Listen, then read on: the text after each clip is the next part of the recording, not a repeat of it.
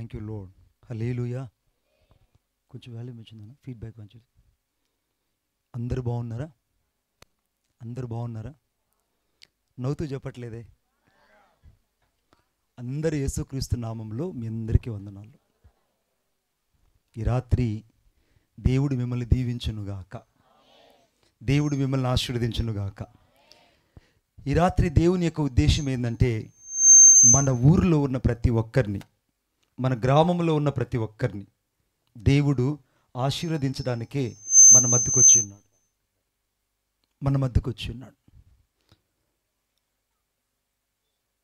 ఏంది నవ్వు ముఖాలు లేదు ఒకరు కూడా? ఏంది నాకు అర్థం కావట్లేదు. ఎట్లున్నారంటే మీరు చాలా సీరియస్గా ఉన్నారు. రండి, రోమీయులు రాసిన పత్రిక. అందరూ బైబిల్ తీయాలని నేను కోరుకుంటున్నాను.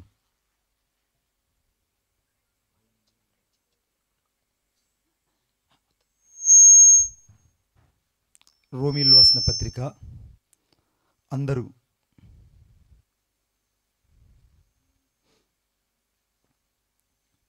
Thank you Jesus.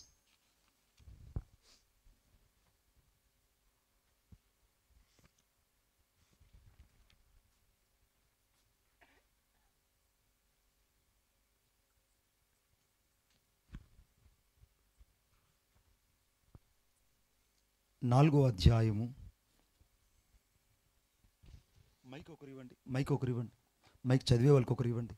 రోమీయులు రాసిన పత్రిక 4వ అధ్యాయం 17వ వచనం నుంచి 22 వచనాలు అందరం చదువుకుందాం. తాను విశ్వసించిన చదువు బిడ్డ. అనగా మృతులను సజీవులుగా చేయువాడును, లేని వాటిని ఉన్నట్టుగానే పిలిచేవాడునైనా దేవుని ఎదుట అతడు మనకందరికి తండ్రి అయి ఉన్నాడు.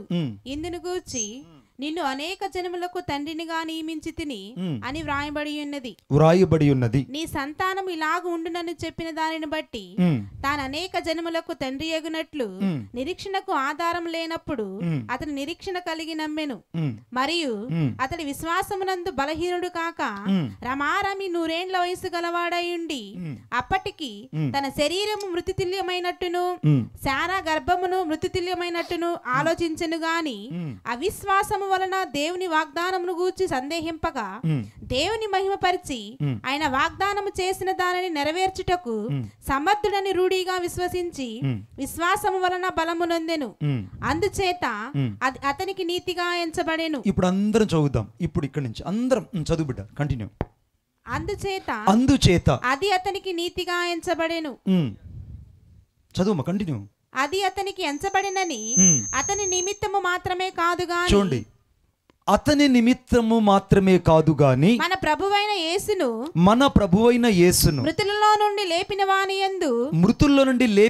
యందు విశ్వాసముంచిన మనకును ఎంచబడునని మన నిమిత్తము కూడా వ్రాయబడిను. ఆయన చాలు బిడ్డ, మన నిమిత్తము కూడా వ్రాయబడిను. ఇప్పుడు చదివిన ఈ లేఖన భాగం అంతా ఒకసారి మీ కుడి హస్తల చూపుడు వేలును ఆ వాక్యం మీద ఉంచండి. ప్రేమగల మా తండ్రి, నీకు వందనాలు. ఈరోజు నీ వాక్యం ద్వారా మాతో మీరు మాట్లాడండి. మీరు మాట్లాడుతూ ఉండగా ఒక ప్రత్యక్షత నాకు దయచేయండి. ప్రతి విధమైనటువంటి కీడు నుండి తప్పించండి. మీ రక్తంతో కడిగి శుద్ధీకరించండి. మీ ఆత్మలో ఉన్న శక్తిని, నీ మహిమోన్నతమైన సన్నిధిని ఈ రాత్రి చూడడానికి నేను ఇక్కడికి 1,00,000 మంది దేవదూతలు విడుదల చేస్తున్నాను. యేసు క్రీస్తు ప్రభు యొక్క రక్తాన్ని ప్రోక్షిస్తున్నాను. దేవుని భయాన్ని విడుదల చేస్తున్నాను. సేవకుల మీద అభిషేకాన్ని విడుదల చేస్తున్నాను. ఈ 50 రోజుల ఉపవాస ప్రార్థనలో ఉన్నటువంటి దైవికమైన శక్తిని విడుదల చేస్తున్నాను. ఈ 50 రోజులు చేయబడిన విజ్ఞాపనలో ఉన్న ప్రతి ప్రార్థనను ఇక్కడ ఆ పాత్రను నేను ఇప్పుడు విప్పి చూస్తున్నాను. మీ నామానికి మహిమయు ఘనతయు ప్రభావములు ఆరోపించుకుంటూ నజరేయుడైన యేసయ్య శక్తి కలిగిన నామంలో ప్రార్థన చేసి వేడుకొనుచున్నాను తండ్రి, ఆమేన్. ఈ వాక్యము అనగా రోమీయులు రాసిన పత్రిక 4వ అధ్యాయం 17 నుండి 22 వచనాల వరకు చదువుకున్న మనతో 23వ వచనంలో ప్రభు ఏమన్నాడంటే, అది అతని నిమిత్తమే కాదు. ఎవరి నిమిత్తం అంటే బిడ్డ? అది అతని నిమిత్తమే కాదు, మన నిమిత్తము కూడా వ్రాయబడి ఉన్నదని చెప్పబడింది. ఇప్పుడు ఈ వాక్యం ఎవరి కొరకంటే మన నిమిత్తము, నా కొరకు, మన కొరకు ఈ వాక్యాన్ని దేవుడు ఇక్కడ ఈ రాత్రి మాట్లాడడానికి ఇష్టపడుతున్నాడు. ఈ రాత్రి ఈ వాక్యంలో నుండి నేను మీకు ఒక ప్రాముఖ్యమైన అంశాన్ని చూపించాలని ఇష్టపడుతున్నాను. దేవుడు మాట్లాడేటప్పుడు 3 అద్భుతాలు జరుగుతాయి. ఒకటి దేవుడు మాట్లాడేటప్పుడు 3 అద్భుతాలు జరుగుతాయి. ఒకటి హృదయంలో దేవుని భయం కలుగుతుంది. Something is burden to your heart in this time. దేవుని యొక్క మాట వెళ్ళడుగుతోనే అక్కడ వెలుగు కలగడమే కాకుండా హృదయంలో పరివర్తన, మారు మనసు, పశ్చాత్తాపం కలుగుతుంది. 2, దేవుని యొక్క సన్నిధిలో కూర్చున్న నీవు దేవుని మాట వినేటప్పుడు హృదయంలో నుండి వణుకు కలగాలి. అందుకే ఎవడు నా మాట విని వణుకుచుండునో నేను అట్టివాణిని దృష్టించుచున్నానని చెప్పాడు. ఆమేన్. ఇప్పుడు ఎవరిని దేవుడు దృష్టిస్తాడు? The only search to the only some people. ఎవరిని చూస్తాడంటే ఎవరు దేవుని మాట విని వణుకుతారో, ఎవరు దేవుని మాటకు లోబడతారో, ఎవరి దేవుని మాటకు సంపూర్తిగా విధేయత చూపించి అంతరంగంలో భయం కలిగి ఉంటారో వారిని మాత్రమే ఈ రాత్రి దేవుడు దృష్టించి ఆశీర్వదించబోతున్నాడు. మూడో విషయం ఈ రాత్రి మూడో విషయం, ఆయన మనతో మాట్లాడుచుండగా మన హృదయములు మండుచుండలేదా అని రాయబడింది. ఈ రాత్రి దేవుడు నీతో మాట్లాడుతుండగా నీలో నుంచి ఒక బగబగమంటే మంట దేవుడు కలుగు చేయడం నువ్వు కళ్ళారా చూడబోతున్నావు. ఆమేన్. ఇప్పుడు వాక్యంలోకి నేను వెళ్తున్నాను. ఇప్పుడు తాను విశ్వసించిన దేవుని ఎదుట అనగా మృతులను సజీవులుగా చేయువాడు అని రాయబడింది అక్కడ. ఇప్పుడు ఆ మాటను అక్కడ నోట్ చేసుకోండి. ఈ రాత్రి నేను ప్రకటించే దేవునిలో ఓ ప్రత్యేకత ఉంది. ఆ ప్రత్యేకత ఏంటంటే మృతులను సజీవులుగా చేయువాడని రోమీయులకు రాసిన పత్రిక 4వ అధ్యాయం 17వ వచనం ప్రారంభంలో రాయబడింది. ఈ రాత్రి యేసుక్రీస్తు ప్రభు ఎవరంటే మృతులను సజీవులుగా చేసే దేవుడు. ఆయన మృతులను సజీవులుగా చేసే దేవుడు. ఒక రోజున యేసుక్రీస్తు ప్రభు ఒకానొక ప్రాంతానికి వెళ్ళడానికి ఆయన బయలుదేరుతుంటే ఈ లోపల ఒకరు పరిగెత్తుకొని వచ్చి అయ్యా నువ్వు ఎవరినైతే ప్రేమిస్తున్నావో ఆ వ్యక్తి చనిపోయాడు, సమాధిలో పెట్టబడ్డాడు, నేటికి 4 రోజులైపోయింది, అతని శవం పూర్తిగా కుళ్ళిపోయింది, మీరు ఇక వెళ్ళడం వల్ల ప్రయోజనం లేదు అన్నారు. యేసుక్రీస్తు ప్రభు సరాసరి ఆ ఊర్లోకి నేరుగా వెళ్ళాడు. అది బేతనియ అనే ప్రాంతం. బేతనియ ప్రాంతానికి వెళ్ళగానే అసలే మార్తాకి ఎటువంటి గుణం అంటే త్వరపడే గుణము, అంతకంటే తొందరపాటు, అవిశ్వాసము, ప్రతి విషయాన్ని క్వశ్చన్ అవుట్ చేయడం, ఇవన్నీ మార్తాల్లో ఉన్నాయి. మార్తా ఇప్పుడు యేసుక్రీస్తు ప్రభు దగ్గరకు వచ్చి ఒక్క మాట అన్నది. ఏమనంటే, యేసయ్య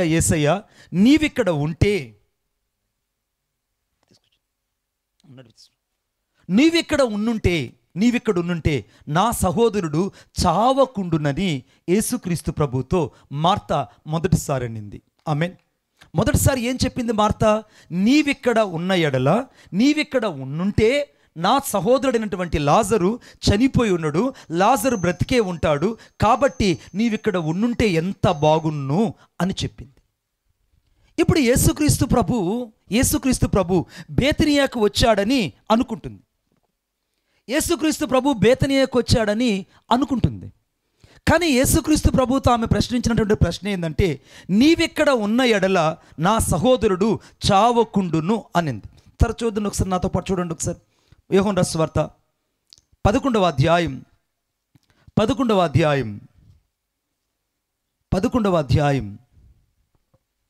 చదువుతారా మాట ఒకసారి?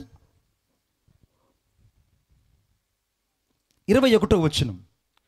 మార్తా యేసుతో ప్రభువా నీవు ఇక్కడ ఉండిన ఎడల సహోదరుడు చావకుండును. నీవిక్కడ ఉండిన ఎడల నా సహోదరుడు చావకుండును అని మార్తా మొదటిసారి యేసుక్రీస్తు ప్రభుతో అడిగింది, ప్రశ్నించింది. ఇప్పుడు చాలామంది ఏమనుకుంటారంటే, నీవిక్కడ ఉండుంటే మా ఇంటికి ఈ పరిస్థితి వచ్చేది కాదు, యేసయ్య నువ్వు ఇక్కడ ఉండుంటే నా కుటుంబంలో ఈ దుఃఖం వచ్చేది కాదు, నీవిక్కడ ఉంటే నా జీవితంలో ఈ పరిస్థితి ఎదురయ్యేది కాదు, నీవిక్కడ లేవు కనుకనే నాకు జరిగిందని చాలామంది దేవుణ్ణి ప్రశ్నిస్తుంటారు. ఈ రాత్రి అట్టి ప్రశ్న వేసిన వారిలో నీవే మొదటి వ్యక్తివి. చాలాసార్లు దేవుని ఏమని ప్రశ్నించావంటే, నీవిక్కడ ఉండుంటే నీవు నాకు తోడై ఉండుంటే, నీవు నాతో నా పిల్లలతో ఉండుంటే మాకు ఈ దుస్థితి జరుగుండేది కాదు కదా, నీవు మాతో ఉండుంటే ఎంత బాగుండేది అని ఏ రీతిగా అయితే మార్త యేసుక్రీస్తు ప్రభువును ప్రశ్నించిందో, మనము కూడా చాలాసార్లు యేసుక్రీస్తు ప్రభువుని ప్రశ్నిస్తాం. యేసుక్రీస్తు ప్రభువుని ప్రశ్నిస్తాం. ఇప్పుడు యేసుక్రీస్తు ప్రభు యొక్క హృదయంలో ఉన్నదేంటి? ఏ విధము చేతనైనా లాజరు దగ్గరికి వెళ్ళి లాజరును బయటకు తీసుకురావాలని. మార్త ఏమంటుందంటే, నీవిక్కడ ఉండుంటే నా సహోదరుడు చావకుండును అని మాట్లాడడం ప్రారంభించింది. ఈ రాత్రి నువ్వు యేసుక్రీస్తు ప్రభు ఇక్కడ ఉన్నాడు అని నమ్మిన వారిని బట్టే దేవుడు అద్భుతాలు వారి కుటుంబాల్లో చేస్తాడు. కొట్టు చప్పట్లు గట్టిగా. ఇక్కడ ఉన్నాడు, the God is moving among us, then you have to believe. ఈ రాత్రి నువ్వు నిజంగా యేసుక్రీస్తు ప్రభు ఇక్కడ ఉన్నాడని నువ్వు నమ్మగలిగితే అద్భుతం నీ జీవితంలో జరుగుతుంది. దేవుడు ఇక్కడ ఉన్నాడని నువ్వు విశ్వసిస్తే, దేవుడు నీతో మాట్లాడుతున్నాడని నువ్వు విశ్వసిస్తే, దేవుడు నేను దర్శిస్తున్నాడని నువ్వు విశ్వసిస్తే, నీ జీవితంలో దేవుడు ఓ ఆశ్చర్యమైన కార్యం చేస్తాడు. వాక్యం ఏం చెప్తుందంటే, యోహాను రాసిన సువార్త 3వ అధ్యాయం 35వ వచనము నేను చదువుతున్నాను, గమనించండి. తండ్రి కుమారుని ప్రేమించుచున్నాడు గనుక ఆయన చేతికి సమస్తమును ఆయన అప్పగించి ఉన్నాడు. ఈ రాత్రి యేసుక్రీస్తు ప్రభు యొక్క చేతికి సమస్తాన్ని దేవుడు అప్పగించి ఉన్నాడు. ఆమేన్. మీరు నమ్మండి, మనం నమ్మండి, తమిళనాడులో భయంకరమైన వర్షం. తమిళనాడులో భయంకరమైన వర్షం. నార్త్లో అన్న ఎటువంటి వర్షం అన్న? ఇప్పుడు నార్త్లో భయంకరమైన వర్షం, బీభత్సమైన వర్షం. కానీ ఇన్ని ప్రతికూల పరిస్థితులలో దేవుడు మనకు ఈ మంచి వాతావరణం ఇచ్చాడనంటే, సమస్తమును ఎరిగిన దేవుడు సమస్తాన్ని తన స్వాధీనంలో ఉంచుకొని ఉన్నాడని అర్థము. కొట్టు చప్పట్లు గట్టిగా. సమస్తమును ఎరిగిన దేవుడు, సమస్తాన్ని దేవుడు తన చేతిలో లేదా ఆయన చేతిలో సమస్తము దాచబడి ఉందని ఈ రాత్రి నువ్వు నమ్మాలి. ఇప్పుడు ఆమె అడిగిన ప్రశ్న ఏంటంటే, నువ్విక్కడ ఉండుంటే నా తమ్ముడు, నా సహోదరుడు చావకుండునయ్యా అని చెప్పింది. యేసుక్రీస్తు ప్రభు అన్నాడు ఏమని? మార్త, నేనే పునరుత్థానం, నేనే జీవం, నా యందు విశ్వాసం ఉంచితే చనిపోయినా కూడా వాడు బ్రతుకుతాడు. నువ్వెందుకు ఏడుస్తున్నావు అని అంటే, మార్త అంటుంది, అంత్య దినాన నా తమ్ముడు లేస్తాడని నాకు తెలుసయ్యా. అంటే దేవుడు మాట్లాడుతూ ఉంటే అవిశ్వాసం పనిచేస్తూ ఉంటుంది. ఈ రాత్రి దేవుడు నీతో మాట్లాడుతుంటే అవిశ్వాసము నీ హృదయాన్ని తడుతుంటుంది. చాలాసార్లు దేవుడు నిన్ను దర్శిస్తుంటే నీ అంతరంగంలో అవిశ్వాసం ఏం చేస్తుందంటే, ఇప్పుడు కాదులే ఇంకెప్పుడో జరుగుతుంది, ఇప్పుడు చెప్పబడిన వాక్యంలో ఉన్న శక్తి నా కొరకు కాదు, అది ఎవరి కొరకో చెప్పబడిందని నీ అంతరంగంలో అవిశ్వాసం పుట్టుతుందో, లేకుంటే విశ్వాసమున కర్తైన యేసు వైపు చూడడానికి నీ హృదయాన్ని దేవుని వైపు కేంద్రీకరిస్తున్నావో లేదో ఒకసారి ఆలోచించి చూడాలి. ఇప్పుడు యేసుక్రీస్తు ప్రభు ఏమన్నాడంటే, ఇదిగో నేనే పునరుత్థానమును, నేనే జీవమును, నా యందు విశ్వాసం ఉంచినవాడు చనిపోయినా కూడా బ్రతుకుతాడు, బ్రతికి నా యందు విశ్వాసం ఉంచినవాడు ఎన్నటికీ చనిపోడు. ఈ రాత్రి యేసయ్య మాట చాలామంది దూరం నుంచి వింటున్నారు. కొంతమంది ఊరవతలు కూర్చొని వింటున్నారు, మరికొంతమంది డినామినేషన్ భేదాభిప్రాయాలను బట్టి వారి వారి మందిరాల దగ్గర కూర్చొని వింటున్నారు, మరికొంతమంది డాబాల మీద కూర్చొని వింటున్నారు, మరికొంతమంది చప్టాల మీద కూర్చొని వింటున్నారు, మరికొంతమంది మైదానంలో కూర్చొని వింటున్నారు. ఇక్కడికి వస్తే ఏంటి, ఇది మనకు సంబంధించిన మందిరం కాదు కదా, ఇది మన డినామినేషన్ కాదు కదని ఎక్కడో దూరంగా నిలబడి వాక్యం వింటున్నారు. నువ్వు ఎక్కడ నిలబడి వాక్యం వింటున్నా, ఈ రాత్రి నేను ప్రకటిస్తున్న యేసుక్రీస్తు ప్రభువే జీవమునకు దాత అయి ఉన్నాడు. కొట్టు చప్పట్లు గట్టిగా. ఆయనే జీవమునకు కర్త అయి ఉన్నాడు. ఈ రాత్రి నశించిన దాన్ని వెతికి రక్షించడానికి యేసుక్రీస్తు ప్రభు ఇక్కడికి వచ్చాడు. మార్తతో చెప్పిన మాట ఏంటంట, బ్రతికి నా యందు విశ్వాసం ఉంచిన వాడు ఎన్నటికీ చనిపోడు. ఈ మాటను నువ్వు నమ్ముతున్నావా అని అంటే ఆమె వెంటనే రిప్లై ఇస్తుంది, అంటే ఇప్పుడు కాదు ప్రభు, ఎప్పుడో జరుగుతుందని నాకు కూడా తెలుసు అనింది. దేవుడేమో నీతో ఇప్పుడు ప్రస్తుతం గురించి మాట్లాడుతుంటే నీవు రాబోయే రోజు గురించి మాట్లాడుతుంటావు. దేవుడు అంటున్నాడు, ఈ రాత్రి నీ కుటుంబంలో అద్భుతం చేస్తాను. నమ్మే వాళ్ళు ఎంతమంది ఆమె చెప్పండి గట్టిగా. దేవుడు ఈ రాత్రి నీ కుటుంబంలో అద్భుతాన్ని చేస్తాను. దేవుడు ఈ రాత్రి నీ పిల్లల మధ్యలో అద్భుతాన్ని చేయబోతున్నాడు. దేవుడు నీ కుటుంబంలో ఓ ఆశ్చర్యమైన కార్యాన్ని చేయాలని ఆయన అనుకుంటున్నాడు. కానీ మృతమైన స్వభావము నీలో ఉన్నంత కాలం దేవుని అద్భుతం జరగదు. ఏదో ఒక దుర్గంధమైనటువంటి అవిశ్వాసం నీలో చనిపోయిన శవంలాగానే ఉంది. అది ప్రార్థన లేని జీవితమో, పరిశుద్ధత పాడైపోయిన జీవితమో, నీతిమంతత్వాన్ని యేసుక్రీస్తు ప్రభు యొద్దకు రాలేని జీవితమో, నీ జీవితంలో ఎక్కడో ఒక శవం వలె పాతుకుపోయినటువంటి కొన్ని సందర్భాలు నీ నిర్జీవం చేస్తున్నాయి. జీవము గల దేవుని యొద్దకు రాలేకపోవడానికి కారణం ఏంటంటే ఎక్కడో నిర్జీవమైన స్వభావం నిన్ను ఒక శవంలాగా మార్చింది. కొంతమంది చూడండి, ఎంత చెప్తున్నా వారి హృదయంలో చలనం కలగదు, ఎంత మాట్లాడుతున్నా వాళ్ళ హృదయంలో చలనం కలగదు. కారణం ఏంటంటే వారికి దేవుని గురించిన అవగాహన తక్కువైంది. మార్తాకి దేవుడు స్వయంగా చెప్తున్నాడు, అమ్మా ఇప్పుడు నీ తమ్ముడు కొరకు నేను వచ్చానంటే నాకు తెలుసయ్యా, ఇప్పుడు కాదు నా తమ్ముడు లేచేది, అంత్యదినాన్ని లేస్తాడని అంటుంది. అంటే ప్రకటన గ్రంథం మరణ పునరుత్థానం గురించి ఆమె మాట్లాడుతుంది. యేసు ప్రభు అంటున్నాడు, ఇప్పుడు నీ తమ్ముడిని లేపడానికి నేను వచ్చాను అంటున్నాడు. కొట్టు చప్పట్లు గట్టిగా. మీకు అద్భుతమైన మాట చెప్తాను. ఇంతమంది అక్కడ ఉంటే మరియా యేసుక్రీస్తు ప్రభుని క్వశ్చన్ అవుట్ చేస్తుంటే మరియా అక్కడ లేనే లేదు, మార్త మాత్రమే ఉంది. ఇప్పుడు మరియాని తీసుకొచ్చారు. మరియాని తీసుకొచ్చిన వెంటనే మరియా ఏమన్నదో ఒకసారి చూడండి, ఒకసారి నాతో పాటు చూడండి.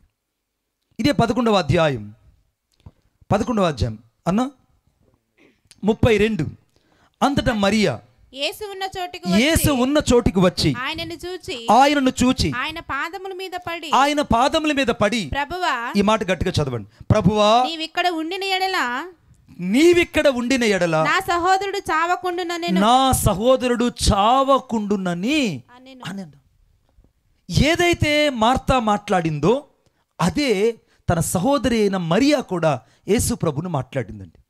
ఈ రాత్రి దేవుడు నీతో మాట్లాడుతున్న ఒక అంశం ఏంటంటే, ఒకే ఇంట్లో ఇద్దరు విశ్వాసులు ఉన్నారా, అవిశ్వాసులు ఉన్నారా? చెప్పాలి కదా, ఎవరున్నారు? ఇద్దరు దేవుణ్ణి క్వశ్చన్ అవుట్ చేసే వాళ్ళు అయ్యారు. ఇప్పుడు అక్కా చెల్లి ఇద్దరు ఎలా ఉన్నారంటే దేవుణ్ణి ప్రశ్నిస్తున్నారు, నీవిక్కడ ఉండుంటే నా తమ్ముడు చావకుండా ఉంటాడు. మార్త ఏ క్వశ్చన్ అయితే యేసు ప్రభుని అడిగిందో, ఏ ప్రశ్న అయితే వేసిందో అదే ప్రశ్న మరియా కూడా వేస్తుంది.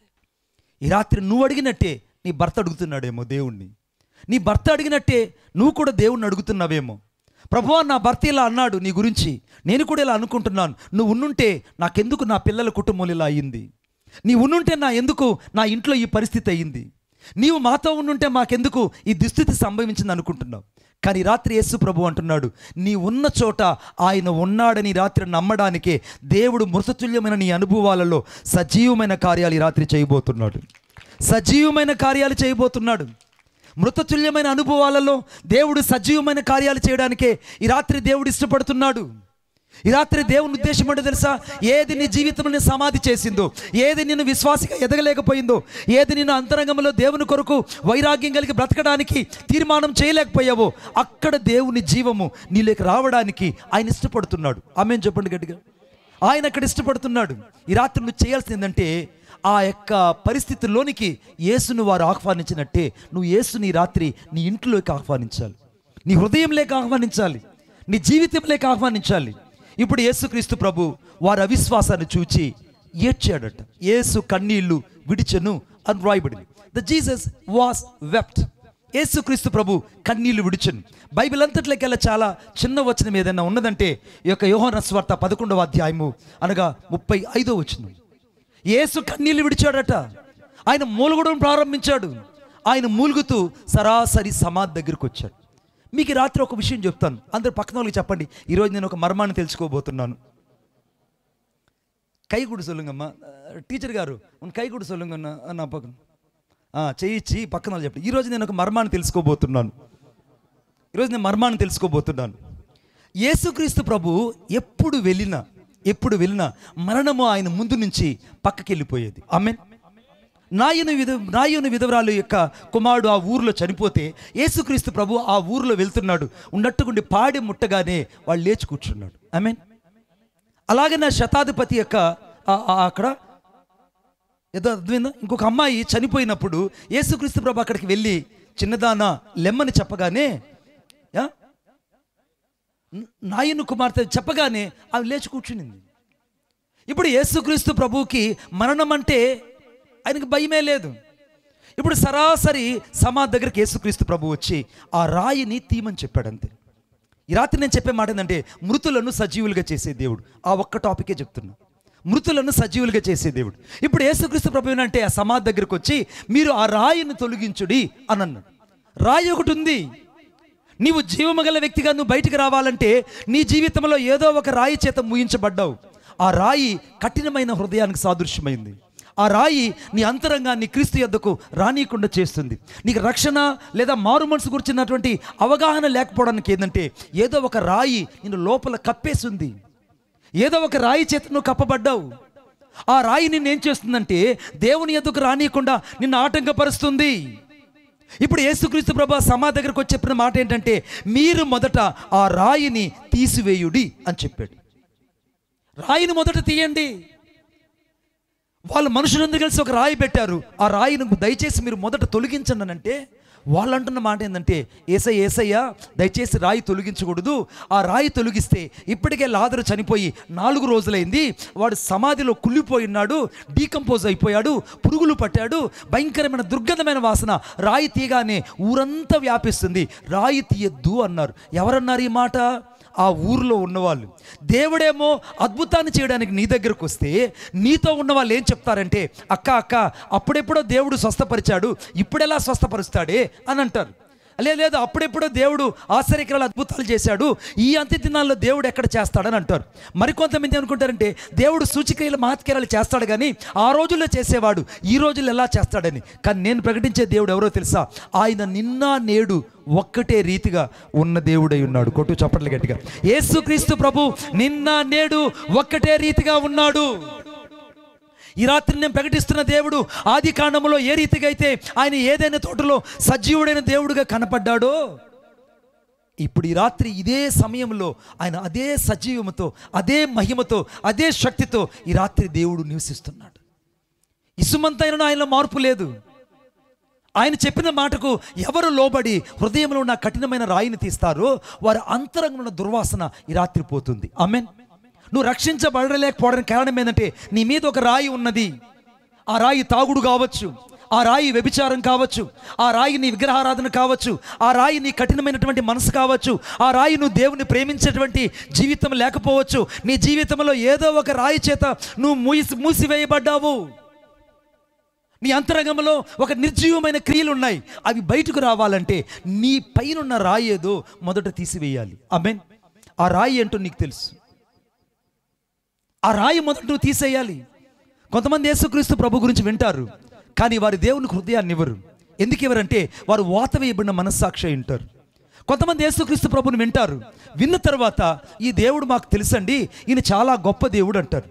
నేను కూడా ఒకప్పుడు నీకులాగనే నువ్వు ఎలాగ అరుగుల మీద కూర్చొని వాక్యం వింటున్నావో, చప్టాల మీద కూర్చొని వాక్యం ఇప్పుడు ఎలా వింటున్నావో, డాబా మీద కూర్చొని ఎలాగ వాక్యం వింటున్నావో నేను కూడా ఒకప్పుడు దూరంగా నిలబడి ఈ యేసయ్య గురించి విన్నాను.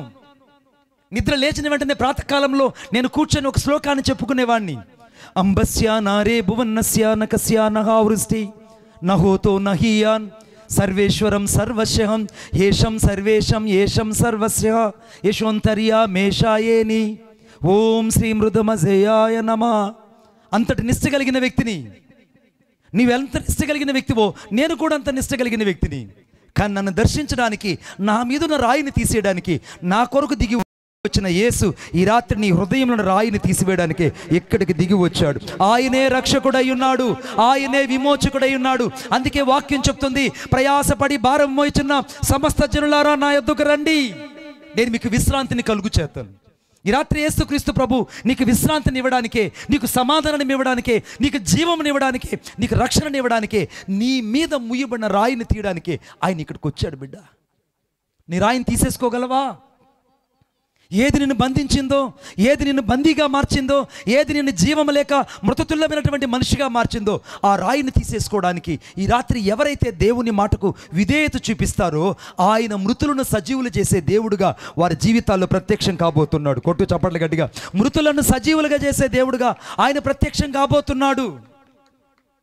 వాళ్ళు ఎప్పుడైతే ఆ మాట అన్నారో ఆ ఊర్లో వాళ్ళు అంటున్నారు, వద్దేసయ్యా, డోంట్ సే దట్ వర్డ్, దయచేసి మీరు అలా అనొద్దండి. ఇప్పుడు రాయి తీస్తే ఆ శవంలో ఉన్న దుర్గంధమైన వాసనంతా బయటకు వస్తుంది. అవును బిడ్డ, ఈ రాత్రి నువ్వు మారు మనసు గురించి పశ్చాత్తాపడడానికి నీ హృదయంలో నా కఠినత్వాన్ని తీసేసుకుంటే నువ్వు ఒక పరిమళ వాసనగా ఉంటావని దేవునికి తెలుసు. కానీ మనుషులు అంటారు, వద్దొద్దు, ఆ రాయి అలాగే ఉంచుకో, నువ్వు మారావనుకో చాలా కష్టం, నువ్వు అప్పుడప్పుడు తాగుతున్నావు అంతే, అప్పుడప్పుడు నువ్వు చెడిపోయిన వాడికి కనబడుతున్నావు అంతే, అప్పుడప్పుడు నువ్వు పాత స్వభావం మార్చుకుంటున్నావు అంతే, నువ్వు ఇలాగ ఉంటే నీకేం కాదని చాలామంది నీ బంధువులు నేను వెనకడుగు వేస్తుండొచ్చు. చాలామందిని దేవుని ఎదుకు రానియకుండా ఆటంకపరుస్తూ ఉండొచ్చు. చాలామందిని దేవుని యొక్క ఔన్నత్యాన్ని గుర్తెరగనీయకుండా వారిని బందీలుగా మారుస్తుండొచ్చు. కానీ ఆ ప్రజలు ఏ రీతిగా అయితే ఆ రాయిని తొలగించొద్దని చెప్పారో, ఈ రాత్రి కూడా చాలామంది నీతో ఉన్న వాళ్ళే, నువ్వు మారడం ఇష్టం లేదు బిడ్డా, నువ్వు తాగుడు మారడం ఇష్టం లేదు. నాకు ఒక స్నేహితుడు ఉండేవాడు, వాడి పేరు పెరియర్. పెరియర్ అంటే పెద్దోడు అని అర్థం, అర్థమైందా? పెరియర్ అంటే అర్థమైందన్నా, పెద్దోడు ఈజ్ ద ఎల్డర్. పెరియర్, ఆ పెరియర్ అనే వ్యక్తి ఒకప్పుడు బాగా తాగుబోతాడు, భయంకరమైన తిరగబోతాడు. ఆ తిరుగుబోతాడు, తాగుబోతాడు, అర్థమైందా? రోజు భార్యను కొట్టేవాడు, రోజు భార్యని కుళ్ళబొడిచేవాడు, రోజు కొట్టేవాడు. వాడు ఒక రోజున యేసుక్రీస్తు ప్రభు దగ్గరికి వెళ్ళి, అక్కడికి వెళ్ళి బైబిల్ తీసుకొని తిరిగి వస్తుంటే వాడి స్నేహితులంతా, అరే నువ్వేంట్రా ఇలా తయారయ్యావు, నువ్వు ఇలా తయారయ్యేంటి, ఇక నువ్వే తాగకపోతే మమ్మల్ని రోజు ఇలా తీసుకెళ్లే వాళ్ళు ఎవరు, నీవే ఇలా మారిపోతే మా పరిస్థితి ఏంటి, ఇది మనకు సంబంధించింది కాదురా అని వాళ్ళు ఆ రోజే వాడిని మందిరానికి పోకుండా గట్టిగా వాడిని ఆ బైబిల్ తీసుకెళ్ళి ఎక్కడో పెట్టి వాడిని నేరుగా సారా కొట్టుకు తీసుకెళ్లారు. తీసుకెళ్ళిన తర్వాత ఆ రాత్రి వాడు వాళ్ళతో కలిసి తాగాడు. అర్ధరాత్రి దాకా తాగారు. తిరిగి వాళ్ళు బయలుదేరి వస్తున్నప్పుడు మార్గం మధ్యలో ఒక స్త్రీ ఒంటరి కనపడింది. వారిలో ఎవడో ఆ మీద అఘాయిత్యం చేశాడు. ఒకటి చేసినా 10 మంది చేసినా ఒకటే గనుక అందరినీ ఉదయాన ఆ ఊర్లో ఉన్న చెట్లు కట్టేసి కుక్కలు కొట్టారు. నేను అనుకోకుండా ఆ రోజు సాయంత్రం ఆ ఊరికి నేను సువార్త చెప్పడానికి మర్రిచెట్లు ఊరు అంటారు, ఆ ఊరి దగ్గరికి పల్లమాల దగ్గర, ఆ ఊరికి వెళ్తే ఈ వ్యక్తిని విడిపించారు. ఒళ్ళంతా వాచిపోయింది, పెదాలంతా పగిలిపోయి ఉన్నాయి, ముఖమంతా కమిలిపోయింది. ఆ ఊర్లో ఉన్న ఆచారం ఏంటంటే బాగా కొట్టి గ్రామ చావిడి దగ్గర శిక్షకు లోడు చేశారు. నేను వెళ్ళి కూర్చొని, ఏంటి తమ్ముడు నువ్వు మొన్నటి రోజున దేవుణ్ణి నమ్ముకున్నా నాతో చెప్పావు, బైబిల్ పట్టుకొని వెళ్ళావు, మళ్ళీ ఎందుకు ఇలా అయింది, ఏమైందనంటే, అన్నా నేను మారిందైతే వాస్తవం, యేసు ప్రభుని నేను నమ్ముకున్నదైతే వాస్తవం, కానీ నేను తిరిగి వచ్చేటప్పుడు అదిగో నా పాత స్నేహితులంతా నన్ను కనబడి, నా పాత స్నేహితులంతా నన్ను బలవంతం చేసి నన్ను తీసుకెళ్లారు. వాళ్ళు తీసుకెళ్ళినందుకు నాకు వచ్చిన శిక్ష అన్న, ఇది నాకు వచ్చిన శిక్ష. అందుకే బైబిల్ గ్రంథంలో ఏమిటి, యెహోవాను విడిచి వేరొకరిని హత్తుకొను వానికి శాపగ్రస్తుడని రాయబడింది. ఈ రాత్రి నువ్వు జీవము గల దేవుని విడిచిపెట్టి మనుషుల కోసమో లేకుంటే నీ ఆత్మీయుల కోసమో నీ స్నేహితుల కోసమో నువ్వు జీవము గల దేవుని పక్కకు పెడితే నష్టపోతావు బిడ్డ. అది నీ పైన ఉన్న రాయి, అది నువ్వు తీసేసుకోవాలి.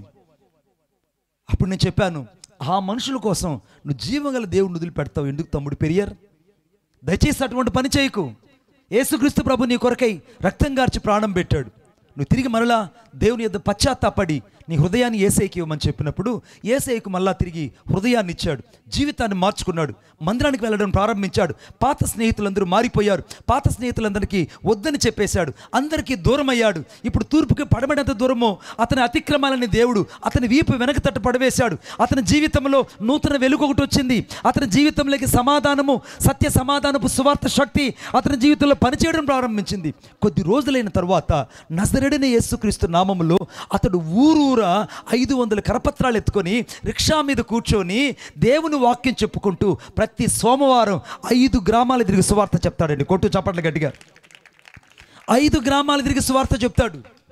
ఆ వ్యక్తి నా దగ్గరకు వచ్చి నన్ను గట్టిగా వాటేసుకొని ఒక్క మాట చెప్పాడు. ఏమనంటే, మణిబాబు గారు నా కోసం ప్రార్థన చేయండి అన్నాడు. పరమందున్న దేవుడు వింటున్నాడు. ఎందుకు తమ్ముడు అనంటే, ఏమి లేదు, నేను నిన్న ఆ రోజు నాకు సువార్త చెప్పినప్పుడు నేను అమాంతంగా ఎగ్గిస్తాన్నా, నేను తన్నాను, నేను కొట్టినందుకు ఈరోజు నువ్వు ఏ సువార్తనైతే ఊరూరు చెప్తూ తిరుగుతున్నావో అదే భారం చేత దేవుడు నన్ను నింపాడు. బింకంలాడే 4 దేవుడు కోయేస్తాడు. నేను వాస్తవం చెప్తున్నా.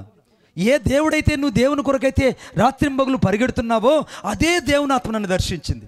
నేను కొట్టినందుకు దేవుడు నా జీవితంలో చూపించిన ప్రేమ ఏంటంటే, నాకు రక్షణ ఇవ్వడం కాదు, ప్రతిరోజు ఊరూరు తిరిగి రిక్షాలో సువార్త చేయడానికి దేవుడు కృప చూపించాడు అన్నాడు. దేవునికి స్తోత్రం కలుగును గాక. అతనికి ఆ రోజు సారాయి కొట్టు దగ్గర ఉన్నప్పుడు సువార్త చెప్పడానికి వెళ్ళినప్పుడు నన్ను అందరికంటే ముందు కొట్టినవాడు అతడే, పెరియర్. ఇప్పుడు ఆ పెరియర్ ఎవరంటే ఆ ఊరిలో మంచి సువార్థికుడు, రూలాబా షాబా రాబా రికారాదా రలాబా, మంచి సువార్థికుడు. కొద్ది రోజుల తర్వాత నేను ఆ ఊరు వెళ్తే ఆ ఊరిలో అతడు సేవకు సమర్పించుకొని మందిరం కట్టాడండి. సేవకు సమర్పించుకొని మందిరం కట్టాడు. ఇప్పుడు ఆ ఊర్లో ఒకే ఒక మందిరం. ఆ మందిరం ఏంటంటే పాస్టర్ పెరియర్ గారు దేవుని సేవ చేస్తున్నాడు. యేసుక్రీస్తు ప్రభు రక్షకుడని రాత్రింబగులు ప్రకటిస్తున్నాడు. ఈ రాత్రి ప్రభు అంటున్నాడు, నీ పైరాయి తీసేసుకో. ఎంతమంది నిన్ను అడ్డగించినా, ఎన్ని బలహీనతలను వెంబడిస్తున్నా, ఈ రాత్రి దేవుడు నీ జీవితంలో అద్భుతాన్ని చేయడానికి ఇక్కడికి వచ్చాడు. ఆమేన్ చెప్పండి గట్టిగా. ఇంకొకసారి గట్టిగా ఆమేన్ చెప్పండి. నేను ప్రభు చిత్తమైతే వచ్చే సంవత్సరం పెరియర్ని ఇక్కడ తీసుకొస్తా. ఆ పెరియర్ని చూస్తే మీరు ఆశ్చర్యపోతారు. అతను ఏడుస్తున్నతో చెప్పే మాట ఏంటంటే, ఆ రోజు అందరికంటే త్వరపడి నిన్ను కొట్టానయ్యా, నేను నా కాలెత్తి నీ వీపు మీద తన్నాను. నేను ఆ తన్నినందుకు ఒక్కరోజు కూడా నా పాదాలు ఇంటి ముందు దేవుడు ఉంచట్లేదు. ప్రతిరోజు సువార్త చెప్పడానికి నేను వీధులు పరిగెడుతున్నాను. ప్రతిరోజు నేను సువార్త చెప్పడానికి ఈ యొక్క రిక్షాను తొక్కుంటూ ఊరూరు ఆ యొక్క మెగాఫోన్ పెట్టుకొని ఏసే రక్షకుడు, ఏసే విమోచకుడని ప్రకటిస్తూ తిరుగుతున్నాను. దేవుడు ఎంత శక్తిమంతుడు తెలుసా? ఈ రాత్రి మృతమైన అనుభవాలలో సజీవమైన కార్యాలు చేయడానికే ఈ రాత్రి యేసుక్రీస్తు ప్రభు అనగా మృతులను సజీవులుగా చేసే దేవుడు ఇక్కడ నిలిచి నీతో మాట్లాడుతున్నాడు. ఒప్పుకున్న వాళ్ళు చప్పట్లు కొట్టాడు గట్టిగా, ఇంకా గట్టిగా. ఇప్పుడు యేసుక్రీస్తు ప్రభు ఆ సమాధి దగ్గరికి వచ్చాడు. ఆ సమాధి దగ్గర రాగానే దయచేసి నాతో పాటు చూడండి, 43వ వచనం. ఆయన అలాగున్న చెప్పి, లాజరు బయటకు రమ్మని బిగ్గరగా చెప్పానని రాయబడింది. ఇప్పుడు లాజరు చెప్పిన, లాజరు బయటకు రా అని అన్నాడు. లాజరు బయటకు రమ్మగానే ఒక్క మాటతో లాజరు అమాంతంగా లేచి సమాధిలో నుంచి బయటకు వచ్చాడు. కొట్టండి చప్పట్లు గట్టిగా. లేచి బయటకు వచ్చాడు. ఇప్పుడు దేవుని మాట 4 రోజులు కుళ్ళిపోయిన మనిషిని ఏ రీతిగా అయితే జీవాన్నిచ్చి సమాధుల నుంచి బయటికి తీసుకొచ్చిందో, ఈ రాత్రి మృతులను సజీవులుగా చేసే దేవుడు నీతో మాట్లాడుతున్నాడు. నువ్వు ఎంత మృతతుల్యమైన అనుభవంలో ఉన్నా, ఎంత దుర్గంధమైన జీవితం జీవిస్తున్నా, ఎంత చెడిపోయిన జీవితమైనా, ఎంత పాపిగా నువ్వు ఎంచబడినా, ఎంత ఘోరమైన వ్యసనాలలో నువ్వు ఉన్నా, ఈ రాత్రి మృతులను సజీవులుగా చేసే దేవుడు లాజరుని బయటికి తీసుకొచ్చినట్టే నిన్ను దేవుడు మరణముల నుండి జీవములోకి తీసుకురాబోతున్నాడు. కొట్టు చప్పట్ల గట్టిగా. నిన్ను మరణములో నుండి జీవములోకి తీసుకురాబోతున్నాడు. ఇప్పుడు లాజరు సమాధిలో నుంచి ఎప్పుడైతే బయటకు వచ్చాడో ఆ ఊర్లో ఉన్న వాళ్ళందరూ భయపడిపోయారు. లాజరు బయటకు వచ్చాడు. మీకు ఇప్పుడు ఒక అద్భుతమైన మాట చెప్తా. యేసుక్రీస్తు ప్రభు రాత్రిపూట ఆయన నీళ్ళ మీద నడుచుకొని వెళ్తుంటే పేతురు ఏమన్నాడంటే, ప్రభువా, ఇది నీవే అయితే, if are you but shall I walk with you, నీవే అయితే నన్ను కూడా నీళ్ళ మీద నడిపించు అని అన్నాడు. నన్ను కూడా నీళ్ళలో నడవడానికి సహాయం చేయమంటే అప్పుడు యేసు ప్రభు నోరు తెరిచి ఒక మాట ఏమన్నాడంటే, రా అన్నాడు. ఏమన్నాడు? రా, ఒకే ఒక మాట, come and walk with me అన్నాడు. నాతో రా, మాట్లాడు, నాతో నడువు అని అన్నాడు. వెంటనే యేసుక్రీస్తు ప్రభును చూస్తూ పేతురు నీళ్ళ మీద దిగి అమాంతంగా నేల మీద నడుచుకుంటూ యేసు ప్రభు దగ్గరికి వెళ్ళిపోయాడు. హల్లెలూయా. కొట్టరే చప్పట్లు గట్టిగా యేసేకి. నడుచుకుంటూ వెళ్ళిపోయాడు. ఇప్పుడు గాలిని సముద్రాన్ని చూచాడు. అవిశ్వాసం చేత మునిగిపోతూ ఉంటే యేసు ప్రభు ఒక్కసారిగా చేయి పట్టుకొని, అల్ప విశ్వాసి, ఎందుకు సందేహించావని పేతురుని అమాంతంగా పైకి లేవనెత్తి తిరిగి దోణిలో కూర్చొని పెట్టుకున్నాడు. ఇప్పుడు పేతురుని అక్కడ ఏమన్నాడు? రా అన్నాడు. ఏమన్నాడు పేతుర్ని? చెప్పాలి గట్టిగా, పక్కనోళ్ళకి చెప్పండి. ఏమన్నాడు పేతుర్ని? ఏమన్నాడు? రా అన్నాడు. ఇప్పుడు నా యేసుక్రీస్తు ప్రభు ఇదే బేతనీయ గ్రామంలో సమాధి తోట దగ్గర నిలబడి, ఒక్కసారిగా సమాధి తోట దగ్గర నిలబడి బయటకు రా అని అన్నుంటే ఆ ఊర్లో పాతి పెట్టబడిన ప్రతి శవాలు బయటకు వచ్చేసి ఉండేవి. కొట్టు చెప్పండి గట్టిగా. ప్రతి శవాలు బయటకు వచ్చేసి ఉండేవి. ఆయన బయటకు రా అని ఒక్క మాట, రా ద కమ్ అని ఉంటే, పేరు మెన్షన్ చేయకుండా ఉంటే ఆ సమాధుల్లో ఒక్క శవం కూడా ఉండేది కాదు. అన్నీ సజీవంగా ఆ ఊరవతలకు వచ్చి ఆయన ముందు నిలబడి ఉండేవి. కొట్టు చప్పట్లు గట్టిగా, ఇంకా గట్టిగా. అందరూ వచ్చేస్తారని తెలిసే ఇక్కడ యేసు ప్రభు ఏమన్నాడంటే, లాజరు బయటకు రా అన్నాడు. అక్కడ అన్నట్టే ఇక్కడ ఎందుకు అనలేదనంటే, ఇక్కడ ఎందుకు దేవుడు స్పెసిఫిక్గా లాజరు బయటకు రా అన్నాడు? ఒక్క లాజరు పిలిస్తే లాజరు మాత్రమే బయటకు వస్తాడు. ఆమేన్. ఒకవేళ రా అని అంటే ఆ చుట్టుపక్కల సమాధులు ఎవ్వరు కూడా ఇక లోపల శవాలు ఉండవు. అన్నీ బతికి సజీవంగా యేసయ్య ముందు వచ్చి నిలబడి పెద్ద స్తుతికూటం పెట్టుంటారు. కొట్టు చప్పట్లు గట్టిగా. పెద్ద స్తుతికూటం పెట్టుంటారు. ఇప్పుడు యేసయ్య ఉన్న చోట జీవం ఉన్నది, యేసయ్య ఉన్న చోట మరణం ఉండదు, యేసయ్య ఉన్న చోట సమాధానం ఉంటుంది. ఇప్పుడు సమాధులలో ఉన్న వ్యక్తి ఇప్పుడు సమాధిలో లేడు. అతడు బయటకు రాగానే యేసుక్రీస్తు ప్రభు అన్నాడు, అతడు ముఖాన్ని కట్టినటువంటి ఆ రుమాలన్నింటిని కూడా ఇప్పండి అన్నాడు. వీడు కొన్ని కట్ల చేత కట్టబడ్డాడు. ఈ రాత్రి కొంతమంది బయటకు వచ్చారు, కానీ సమాధుల నుంచి బయటకు వచ్చారు, కానీ యేసయ్యను నమ్ముకున్నారు, కానీ రక్షించబడ్డారు, కానీ మారు మనసు పొందారు, కానీ కొన్నిట్లో కట్టబడ్డారండి. కొంతమంది యేసయ్యను నమ్ముకొని కొంతమందికి పాత అలవాట్లు పోవు. ఏం చెల్లి, ఏం బాబు, పాత అలవాట్లు పోవు. ఒకడికి ఏమైందంటే రాత్రిపూట నడిచే అలవాటు ఉందంట. రాత్రిపూట నడిచే అలవాటు వాడు ఒక విచిత్రం పట్టినాడు. రాత్రిపూట నడిచే అలవాటు, పైపెచ్చు అడ్డం ఎవరు అడ్డం వస్తే వాడిని పటామని కొడతాడు. ఎవరు అడ్డం వస్తే పాపం వాళ్ళ భార్య వాడు పక్కన పడుకోకుండా, పిల్లలు కూడా పక్కన పడుకోకుండా వాడిని ఒక్కడిని ఒక రూల్ వేసి వాళ్ళందరిలో దూరంగా పడుకునేవాళ్ళు. హల్లెలూయా. దూరంగా వెళ్ళి పడుకునేవాళ్ళు. వీడు పైపెచ్చు రోజు తాగేసి వచ్చి నిద్రపోతున్న వాళ్ళ భార్య దగ్గరకు వచ్చి వీడు యాక్టింగ్ చేసి 4 దెబ్బలు కొట్టి మళ్ళీ వెళ్ళి ఏమీ తెలియకుండా పడుకునేసేవాడు. ఏమండి, టెక్నాలజీ మారిందా లేదా చెప్పండి? ఆడవాళ్ళకి తెలివి వచ్చిందా లేదా? చెప్పరే, రాలేదు, మీకు తెలివి రాలేదా? బాబోయ్, ఐన్స్టీన్ కంటే గొప్పవాళ్ళండి మీరు. ఐన్స్టీన్ కంటే మీరు గొప్పవాళ్ళు, నాకు తెలుసు ఆ విషయం. ఈ మధ్య అయ్యారు పేపర్లో చూస్తున్నాం లేదా, కానీ 758 మగవాళ్ళు చచ్చిపోయారు ఆడవాళ్ళ చేతిలో. అర్థమైందా? ఒకప్పుడు ఆడవాళ్ళని చంపేసేవాళ్ళు మగవాళ్ళు ఆ రోజుల్లో. ఇప్పుడు ఆడవాళ్ళు మగవాళ్ళని ఈజీగా పసక్ లేపేస్తున్నారు. ఇప్పుడు నేరుగా బాగా గమనించండి, యేసుక్రీస్తు ప్రభు ఆమె నమ్ముకోగానే క్రైస్తవులు ఏమని ప్రార్థన చేస్తాం మనం? ప్రభువా, నాకు జ్ఞానం కొదుగుంది, నాకు జ్ఞానం కావాలని ఈ రోజు ప్రార్థన చేసేది. హల్లెలూయా చెప్పండి. ఈడు ఒకరోజు బాగా తాగేసి వచ్చాడు. తాగేసి రాగానే ఈ వచ్చి రూల్లో పడుకున్నాడు. ఈమెకు అర్థమైంది ఇంకొంచెంప్పటికి లేయిపోతాడు, ఇంకొచ్చి అందరినీ వాంటెడ్గా కొట్టి మళ్ళీ వెళ్ళిపోతాడు. ఇది కలవాటిడికి. ఈ మహాతల్లి చూసి పిల్లి కూడా పులియిపోయినట్టు అంత పెద్ద దుడ్డుకర్ర తీసుకొని నిద్రలో ఎమ్మగా నడుచుకుంటూ వెళ్ళి 4-5 దెబ్బలు పటాపట కొట్టింది. అమ్మో, నన్ను కొట్టద్దే, నేను చచ్చిపోతానన్నా కూడా ఇక 4-5 దెబ్బలు ఎక్స్ట్రా కొట్టేసి కర్రడు పడేసి ఈ అమ్మాయి కూడా పక్కన పడుకునింది. వాడు లేచి కూర్చొని ఏం జరిగిందని చూసుకున్నాడు. కొంచెం అర్థమైందా? ఏం జరిగింది? రోజు నేను పోయి వెళ్ళి కొట్టొచ్చేవాడిని, రోజు నేను వెళ్ళి చావు దెబ్బలు కొట్టొచ్చేవాడిని. ఈరోజు ఈ అమ్మాయి కొట్టేసి దుడ్డు కర్తడు కుక్కను కొట్టినట్టు కొట్టి కర్ర అక్కడ పడేసి మళ్ళీ అక్కడ పడుకోనింది. వీడు లేయి పైకి అంటున్నాడు. నన్ను లేపద్దండి అంటుంది. పైకి లేయి అంటున్నాడు. లేపద్దండి అంటుంది.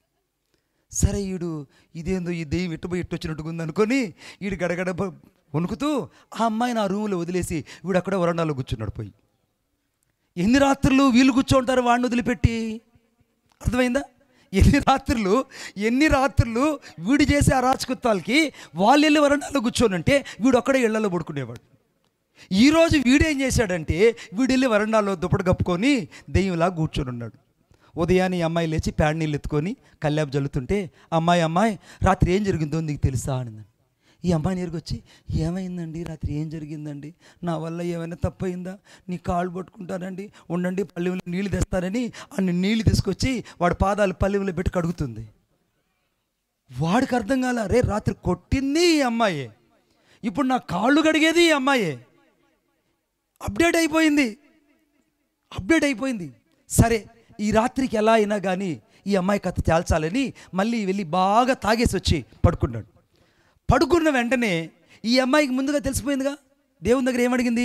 నాకు జ్ఞానం కొదుగుంది, జ్ఞానం కావాలి యేసయ్యా అని. ఇప్పుడు చాలామంది ప్రాక్టీస్ చేస్తారు అన్నమాట. ఇళ్ళకి వెళ్ళి ఈ రాత్రి చాలామంది ప్రాక్టీస్ చేస్తారు. జాగ్రత్త అన్న. ఇప్పుడు చాలామంది ప్రాక్టీస్ చేస్తారనమాట. ఇప్పుడు వీడు ఆ రాత్రి బాగా ఫుల్గా తాగేసి వచ్చి మళ్ళా పడుకున్నాడు. ఈ అమ్మాయి కనుక్కునింది. ఒకరోజు పాఠం నేర్చుకునేదిగా, రెండో రోజు ఏం చేస్తుందంటే సన్నటి జిల్లెడు మళ్ళీ తీసుకొచ్చి ఆ అమ్మాయి వెనకాల పెట్టుకొని వచ్చి నిద్రపోతున్న వీడిని అమాంతంగా మళ్ళా చావకొట్టిందండి. మళ్ళా చావకొడుతుంటే వీడు బేర అరుస్తూ ఆ ఈదిలోకి వచ్చేసాడు. ఈదిలోకి వచ్చేసిన వెంటనే ఈ అమ్మాయి వాకిట్లో వచ్చి పడిపోయింది. వాకిట్లో వచ్చి పడిపోయి అక్కడ పడుకొని నిద్రపోతుంది. ఇక ఊరు జనాలంతా చేస్తారు, అక్క రండక్క, నన్ను నా భార్య కొట్టేసింది అని చెప్పంటే చుట్టుపక్కల లైట్లు వేసుకొని బయట వస్తే, ఏమరా నిన్నేందిరా భార్య కొట్టేదని అంటే, నీకు పట్ల కొట్టేసి చూడండి అన్నాడు. చూస్తే జిల్లేడు మండలం వాత కదా, ఇక సామాన్యంగా పోదు. ఆ అమ్మాయిని ఎంతమంది అయినా లేపట్లే, నిద్రపోయేవాడినన్నా లేపచ్చు, అటు ఇటు కాని ఎవరిని నటించేవాడిని లేప. ఇక అందరూ అన్నారు, అరే నీ భార్య చర్చికి పోతుంది, దేవుడే జ్ఞానం ఇచ్చాడు, ఇంకెవరు మార్చలేరు అన్నారంట. కొట్టండి చప్పట్లు గట్టిగా. ఈ రాత్రి దేవుని ఉద్దేశం ఏంటంటే మృతులను సజీవులుగా చేయడానికి యేసయ్య ఇక్కడికి వచ్చాడు. ఇప్పుడు లాజరు ఏ రీతిగా అయితే మృతచుల్లమైన అనుభవంలో నుంచి సజీవంలోకి దేవుడు బయటికి తీసుకొచ్చి అతని కట్లన్నీ ఇప్పి తను తిరిగి మళ్ళా సమాజంలోకి ఒక మనిషిలాగా బయటికి పంపించాడు, ఈ రాత్రి యేసయ్య చాలామంది బంధించబడిన వారిని, అలాగే సమాధుల్లో ఉన్న జీవితాల్ని, చెడిపోయిన జీవితాల్ని, దుర్గంధం జీవితాల్ని, అనగా దుర్వాసన కలిగిన జీవితాల్ని ఈ రాత్రి బాగు చేయడానికే మృతులను సజీవులుగా చేయువాడు ఇక్కడికి వచ్చి ఉన్నాడు. ఆయన పేరు నజరేయుడైన యేసుక్రీస్తు ప్రభు. కొట్టు చప్పట్లు గట్టిగా, ఇంకా గట్టిగా. రెండో విషయం చెప్తున్నాను, మీరు ఇక్కడ చదివారు కదా, ఎక్కడ రోమీయుల పత్రిక 4వ అధ్యాయం 17వ వచనంలో 2వ భాగం చదువు బిడ్డ. తాను విశ్వసించిన దేవుని ఎదుట, అది కాదు బిడ్డ, మొదటిదేమో మృతులను సజీవులుగా చేసేవాడు, రెండోది లేని వాటిని ఉన్నట్టుగా పిలుచువాడు. చాలండి. రెండోది ఆ పాయింట్ నోట్ చేసుకోండి, లేని వాటిని ఉన్నట్టుగా పిలిచే దేవుడు. ఆమెన్ చెప్పండి గట్టిగా. లేని వాటిని ఉన్నట్టుగా పిలిచే దేవుడు. ఈ రాత్రి నేను ప్రకటిస్తున్న దేవుడు ఎవరంటే లేని వాటిని ఉన్నట్టుగా చేయగలిగిన దేవుడు. దేవుడు శూన్యాన్నంతా చూసినప్పుడు అంత నిరాకారంగా ఉంది, శూన్యంగా ఉంది. యేసుక్రీస్తు ప్రభు ఆ శూన్యములో నిరాకారంలో నిలబడి ఒక్క మాట మాట్లాడాడు, భూమి కలుగునుగాక అన్నాడు, ఆకాశము కలుగునుగాక అన్నాడు, సూర్య చంద్ర నక్షత్రాలు కలుగునుగాక అన్నాడు, పగటిని అలాగా రాత్రిని వేరు చేశాడు. ఇవన్నీ ఆయన కలుగునుగాక అంటే కలిగాయి. అవన్నీ ఉన్నప్పుడు కలిగాయా, లేనప్పుడు పిలిస్తే కలిగాయా? చెప్పండి గట్టిగా, చెప్పాలి గట్టిగా. ఎప్పుడు కలిగాయి? తెలుగు తెలియదా? తెలుగు విన్నామా? తెలుగు అన్నా పౌలన్నా ఆయన இங்கே இருக்குது, எல்லாரும் உனக்கு தமிழ் தெரியுமா? తెలుగు தெரியுமா? మస్తు చెప్పావు బిడ్డ నువ్వు, ఎందుకంటే నువ్వు తెలంగాణ మస్తు నేర్చుకున్నావు నువ్వు, మంచి ఖుషి అవుతున్నావు. ఇప్పుడు ఏం జరిగిందనంటే లేని వాటిని ఉన్నట్టుగా పిలిచే దేవుడు శూన్యంలో సమస్తాన్ని చేశాడు. ఈ రాత్రి చాలామంది ఇక్కడ శూన్యమైన హృదయాలతో వచ్చారు, కొంతమంది అన్ని నిరాశలతో వచ్చారు, నిస్పృహలతో వచ్చారు, చాలామంది ఖాళీ హృదయాలతో వచ్చారు, కొంతమంది జీవితాల్లో కొదువు ఉంది, అంతా నిరాకారంగా ఉంది, శూన్యంగా ఉంది. కొందరు జీవితాలు కన్నా పరీక్షను చూస్తే రూపాలే లోపల కనపడు. ఆమెన్. ఏం కనపడు బిడ్డ? రూపాలు. They have known some image in their heart. వారి హృదయాలలో నిరాకారంగా ఉంటున్నారు, కొంతమంది శూన్యంగా ఉంటున్నారు. ఈ రాత్రి నా దేవుని ఉద్దేశం ఏంటంటే లేని వాటిని ఉన్నట్టుగా పిలిచే దేవుడు నిరాకారంగా ఉన్న జీవితాలు, శూన్యంగా ఉన్న జీవితాల్లో ఈ రాత్రి దేవుని మాట సమస్తాన్ని కలుగు చేయబోతుంది. కొట్టు చప్పట్లు గట్టిగా. దేవుని మాట సమస్తాన్ని కలుగు చేయబోతుంది. దేవుడి రాత్రి నీ పట్ల ఒక ఉద్దేశాన్ని కలిగి ఉన్నాడు. ఏంటో తెలుసా? లేని వాటిని ఉన్నట్టుగా పిలిచే దేవుడు ఈ రాత్రి నీకు కావాలి. నా యేసుక్రీస్తు ప్రభు ఎవరంటే నువ్వు అనారోగ్యంతో ఉన్నావని దేవునికి తెలుసు. ఈ రాత్రి దేవుడు నీకు సంపూర్ణమైన స్వస్థతని ఇవ్వబోతున్నాడు. ఈ రాత్రి నువ్వు వ్యాధితో ఉన్నావని దేవునికి తెలుసు. దేవుడు ఈ రాత్రి నీ వ్యాధిని తొలగించబోతున్నాడు. ఈ రాత్రి నువ్వు అనేకమైనటువంటి విషమకరమైన పరిస్థితుల గుండా ప్రయాణం చేస్తున్నావని దేవునికి తెలుసు. కానీ దేవుడు వాటన్నిటి నుంచి నేను తప్పించబోతున్నాడు. లేని వాటిని ఉన్నట్టుగా పిలిచే దేవుడు నీవు ఎప్పుడైనా చూసావా? కొంతమంది గడిచిన రాత్రి నేను కావల్లో ఏబిఎం గ్రౌండ్ ఎదురుగ్గా మీటింగ్స్ పెడితే ఆ మీటింగ్స్లో వాక్యం చెప్తుంటే ఇద్దరు భార్య భర్తలు నా దగ్గరకు వచ్చారు. వారిద్దరు లెక్చరర్స్. వాళ్ళిద్దరు వచ్చి నాతో అంటున్నారు, బ్రదర్ మా పరిస్థితి ఎలా ఉందంటే చాలా దయనీయంగా ఉంది. మా ఆవిడికి 1,50,000 రూపాయల జీతం, నాకు 1,50,000 రూపాయల జీతం, మొత్తం 3 లక్షల రూపాయలు మా ఇంటికి జీతం వస్తుంది. 3 లక్షల రూపాయలు మా ఇంటికి జీతం ప్రతి నెల. మేము 1,00,000 రూపాయలు ఖర్చు పెట్టుకున్నా ఇంకా మాకు 2 లక్షలు మిగిలే ఉంటుంది. కానీ మాకున్న లోటు ఏంటంటే పిల్లలు లేరు మాకు అని వాపోవడం ప్రారంభించారు. నేను అన్నాను, బ్రదర్ ఇంతకాలం మీరు ఎలా ప్రయాణం చేశారో, ఎలాగ మీరు ప్రార్థించారో నాకు తెలియదు, కానీ ఈ రాత్రి మాత్రం దేవుడు నిరాకారంగా ఉన్న మీ జీవితంలో, శూన్యంగా ఉన్న మీ జీవితంలో దేవుడు సమస్తాన్ని, లేని వాటిని ఉన్నట్టుగా చేయబోతున్నాడు. లేని వాటిని ఉన్నట్టుగా చేయబోతున్నాడు. మరి ఏం చేయాలి బ్రదర్? మేము what shall you do first? మేమేం చేయాలి అని అంటే, మీరేం లేదు, రేపు ఉదయాన్నే మీరు కావలికి వెళ్ళి, అంటే సిటీలోకి వెళ్ళి మంచిగా ఒక ఉయ్యల తొట్టు కొనుక్కోండి. ఉయ్యల తొట్టు అంటే బిడ్డల్ని పడుకోబెడతాం కదా, దాన్ని ఏమంటారు? Pillow, standing pillow. ఏమంటారు నాన్న? నువ్వు చెప్పమ్మా రమ్య, ఏమంటావు?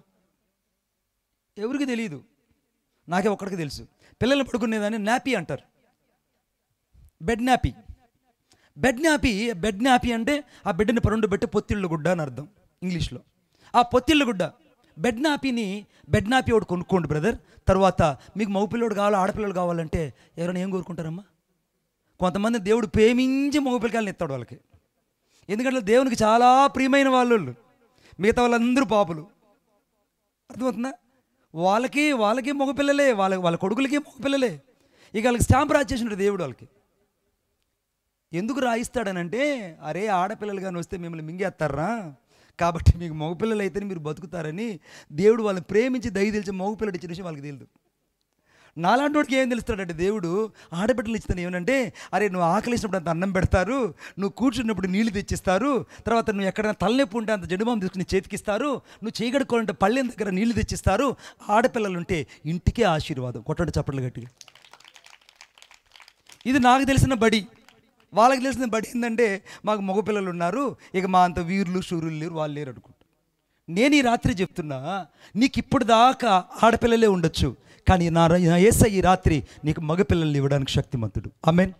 ఇప్పుడు దాకా నీ జీవితంలో ఏమీ లేకపోవచ్చు, నీకు సమస్తాన్ని దేవుడు ఇవ్వబోతున్నాడు. ఇప్పుడు దాకా నీ జీవితం అంతా అప్పులమయంగా ఉండొచ్చు, దేవుడు నీకు సమస్త ఆశీర్వాదాలతో కూడినటువంటి దీవెన నీ జీవితంలో కలుగు చేయబోతున్నాడు. ఎందుకంటే హగ్గయి గ్రంథం 2వ అధ్యాయం 19వ వచనం రాయబడింది, ఇది మొదలుకొని నేను మిమ్మల్ని ఆశీర్వదించదు. ఈ రాత్రి దేవుడు ఇది మొదలుకొని నిన్ను ఆశీర్వదించాలని కోరుకుంటాడు. లేని వాటిని ఉన్నట్టుగా పిలిచే దేవుడు. పక్కన వాళ్ళు గట్టిగా చెప్దాం, లేని వాటిని ఉన్నట్టుగా పిలిచే దేవుడు. లేని వాటిని ఉన్నట్టుగా పిలిచే దేవుడు. ఈ రాత్రి ఏవేవి నీ జీవితం లేవో అవన్నీ ఉన్నాయని నమ్మండి. నీకు ఉద్యోగం లేదా, దేవుడు నీకు ఉద్యోగాన్ని ఇస్తాడు. నీకు ఇప్పుడు దాకా కృపావరాలు లేవా, దేవుడు నీకు కృపావరాలు ఇస్తాడు. ఇప్పుడు దాకా నువ్వు అభిషేకం కలిగి సేవ చేయలేకపోతున్నావా, అభిషేకం కలిగి సేవ చేయబోతున్నావు. ఇప్పుడు దాకా నీ జీవితంలో ఏవేవైతే లోటున్నాయో అవన్నీ దేవుడు నీకు తీర్చేయబోతున్నాడు. ఆమేన్. ప్రార్థన చేస్తుంటే ఒక ఆమె నా దగ్గరకు వచ్చి, మణిబాబు గారు ఏమ్మా అన్న, ఏమంటే ఏం లేదు, నాకు కళ వచ్చిందన్న, ఆ కళకు నువ్వు భావం చెప్పండి. ఏంటి చెప్పన్నా? నేను బజార్లో వస్తుందన్న, అంత పేడ ముద్ద నాకు కనపడింది, బర్రి పేడ వేసింది, ఆ పేడ నాకు కనపడింది, ఆ పేడను తట్టనిండా వేసుకొని వచ్చి బీరువాలో పెట్టాన్న, ఆ కళ దర్శనం అర్థం చెప్పని చెప్పింది. ఆ పేడ ఏం చెప్పిందమ్మా? ఇంత పెద్ద పేడ ముద్దంట తట్లో వేసుకునిందంట, తట్లో వేసుకొని ఇట్టి తీసుకొచ్చి ఆ బీరువాలో పెట్టి బీగాలు వేసిందంట. బీగాలు వేసుకొని బొడ్లో బీగాలు పెట్టుకునేదంట. ఇప్పుడు ఆ పేడ ఇంట్లో నేను బీరువాలో పెట్టాను, ఆ కళకి అర్థం చెప్పు, నువ్వు చెప్తావు కదా అనింది. పక్కన అంటుంది, మే మహాలక్ష్మి, అమ్మ ఎవరున్నాడు అమ్మ ఇక్కడ? అమ్మ మహాలక్ష్మి ఎవరున్నదే లేదు కదా. మళ్ళీ ఆమె తలక నిప్పు, మళ్ళీ నా పేరు చెప్పాడు మణిబాబు గారు అని. ఇవి పక్కన అంటుంది, మహాలక్ష్మి అమ్మాయి, పేడ ఎవరో కాదు, పేడ ఎవరంట మరి బర్రి. ఇట్టట్టు మనుషులండి మనోళ్ళు. ఆయనకి పేడ తీసుకొచ్చి బీరువాలో పెడితే ఆ కళకు అర్థం చెప్పండి నన్ను అడిగితే నేనేం చెప్పగలుగుతాను? నేను అన్నాను, నేను పేడకి ఏం కల దర్శనం చెప్పేద్దామంటే, నువ్వు మాత్రమే చెప్పగలుగుతావన్నా, చెప్పని చెప్పింది. పక్కన ఉంటుంది, అన్నను అడగబని లేదమ్మా, అది మహాలక్ష్మి సాక్షాత్తు మీ ఇంటికి వచ్చి ఇంకా తొలతూగిపోతుంది, సరాసరి బీరువాలో కూర్చొని ఉందని. నేను అన్నాను, మహాలక్ష్మి మీ ఇంట్లో కూర్చోలేదు, సాక్షాత్ దెయ్యం వచ్చి కూర్చుంది. ఎందుకనంటే ఆ పేడ పెంటకి సమానం. పెంట వచ్చి నీ బీరువాలో కూర్చుంటే నీకు మహాలక్ష్మి పట్టినట్టు పడ్డం ఏందా తల్లే? ఈ రాత్రి దేవుడు నీ నుండి ఒక దీవెనకరమైన ఆశీర్వాదాన్ని ఇవ్వాలని కోరుకుంటున్నాడు. పిచ్చి పిచ్చి దర్శనాలతో నిన్ను జీవించాలని కాదు, దేవుడు నిన్ను వాక్యానుసారంగా ఆశీర్వదించాలని, వాక్యమైన దేవుడు నీ హృదయాన్ని దర్శించాలని, వాక్యమైన దేవుడు నీ అంతరంగంలో శక్తిని కలుగు చేయాలని ఈ రాత్రి దేవుడు నీ జీవితంలో ఉన్న ప్రతి పరిస్థితిని, లేని వాటిని ఉన్నట్టుగా దేవుడు చేయబోతున్నాడు. ఆమేన్. లేని వాటిని ఉన్నట్టుగా దేవుడు చేయబోతున్నాడు. లేని వాటిని ఉన్నట్టుగా దేవుడు చేయబోతున్నాడు. ఆమె చెప్పండి గట్టిగా, ఇంకా గట్టిగా చెప్పండి. ఒకసారి నాతో పాటు చూడండి. దావీదు కీర్తన 107:20.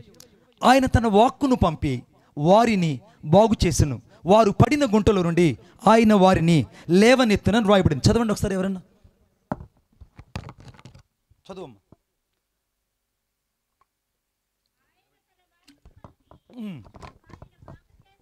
ఆయన తన వాక్కును పంపి వారిని బాగు చేసిన. చాలు బిడ్డ, దేవుడు తన వాక్కును పంపి వారిని బాగు చేశాడట.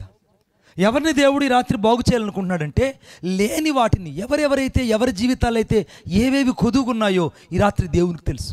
నీ కుటుంబంలో ఏ కొదువుతో ఇక్కడికి వచ్చావో దేవునికి తెలుసు. నీ బిడ్డల మధ్యలో ఏది కొదువు ఉందో దేవునికి తెలుసు. నీ సేవా జీవితంలో ఏది కొదువు ఉందో దేవునికి తెలుసు. నీ జీవితంలో ఏవేవి కొదువులు ఉన్నాయో ఈ కొదువులన్నీ దేవునికి తెలుసు. ఈ రాత్రి దేవుని వాక్యం చెప్తుంది, ఆయన తన వాక్కును పంపి వారిని ఏ రీతిగా అయితే బాగు చేశాడో, ఈ రాత్రి దేవుడు తన వాక్యమును పంపి లేని వాటిని ఉన్నట్టుగా నీ జీవితంలో దేవుడు చేయబోతున్నాడు. కొట్టు చప్పట్లు గట్టిగా. లేని వాటిని ఉన్నట్టుగా నీ జీవితంలో దేవుడు చేయబోతున్నాడు. ఒక రోజున ఒక క్రిమినల్ లాయర్ గారు, ఆయన పేరు జయప్రకాష్ రెడ్డి, వాళ్ళ మిస్సెస్ పేరు వచ్చేసి శ్యామలారెడ్డి. వాళ్ళిద్దరూ ఒక రోజు నా దగ్గరికి చిత్తూరు నుంచి వచ్చారు. వస్తే వాళ్ళిద్దరూ సాయిబాబా గుడిలో ట్రస్ట్ మెంబర్స్. మాది కూడా మా చర్చి సరిగ్గా గుడికి ఎదురుగానే ఉంటుంది. అన్న చాలాసార్లు వచ్చారు. పాస్టర్ గారు నాతో 13 సంవత్సరాలుగా ప్రయాణం చేస్తున్నారు. 13 సంవత్సరాలుగా నాతో పాటు కొన్ని వందల మీటింగ్స్కి వచ్చి ఉంటారు అయ్యగారు. ఆయన సమర్పణ, ఆయన యొక్క పరిచర్య నేను ఎరుగుతున్నాను. ఆయన మా ఊరు రావడం మాకెంత సంతోషంగా ఉంది. గట్టిగా చప్పట్లు కొట్టేసి భయపడదాం. చప్పట్లు అంటే నిద్రపోయే వాళ్ళని లేపడానికి కాదు, ఏసైకి చప్పట్లు కొట్టమని అర్థం. తెలుగు మా వాళ్ళకి రాదండి, ఏమనుకోకండి. చాలు, కనెక్ట్ అయ్యారులే, బాగా కనెక్ట్ అయ్యారు. ఈ రాత్రి నిద్రపోయేవాడినన్నా కొట్టచ్చు, అటు ఇటు యాక్టింగ్ చేసే వాళ్ళని కొట్టలే. సరే, వాళ్ళిద్దరు భార్య భర్తలు వచ్చి నాతో అన్నారు, బ్రదర్ మేమిద్దరం ట్రస్ట్ మెంబర్స్ ఉన్నాము, చిత్తూరు మాది, మా హస్బెండ్ క్రిమినల్ లాయరు, కాబట్టి మీకోసం వచ్చాం. ఏంటమ్మానంటే, మాకు పిల్లలు లేరు, మా కోసం మీరేదో ప్రార్థన చేస్తారంట కదా, ప్రార్థన చేస్తే జరుగుతున్నట్టు కదా, అవి మాకు చేయండి అని అన్నాడు. చేయండి, మీకు ఎంత డబ్బులు ఖర్చు అవుతుంది చెప్పండి, ఇస్తామన్నారు. వాళ్ళు ఏమనుకుంటారంటే ఏదో పంచాంగమో అష్టదిగ్బంధమో లేకుండా పోతే ఈ బూదో తాయితులు కడతారు అనుకుంటున్నారు. నన్ను ఏమనుకుంటారు వీళ్ళు ఖాన్ సాహిబ్ అనుకుంటున్నారు. పిల్లకాయలకు తాయితులు కడతారే, వాళ్ళు ఏమంటారు ఈ ఊర్లో? పీర్ साहिब అనుకున్నారు నన్ను. మే బాత్ కర్నే మే తే హిందీ థోడా మో బోలు అచ్చిమా. ఇప్పుడు వాళ్ళు ఏమన్నారంటే, నువ్వు ఏదో కడతా ఉంటావు కదన్నా, ఏదో ప్రార్థన చేస్తావు కదా, అది చేయండి మాకన్నారు. నాకు మతిపోయింది, అరే నేనేంద్ర వీళ్ళు మంత్రాలు చేస్తానని ఏంద్ర వీళ్ళు. అప్పుడంటే మేము యేసుప్రభుని నమ్ముకోకున్నప్పుడు అలా ఉన్నాం.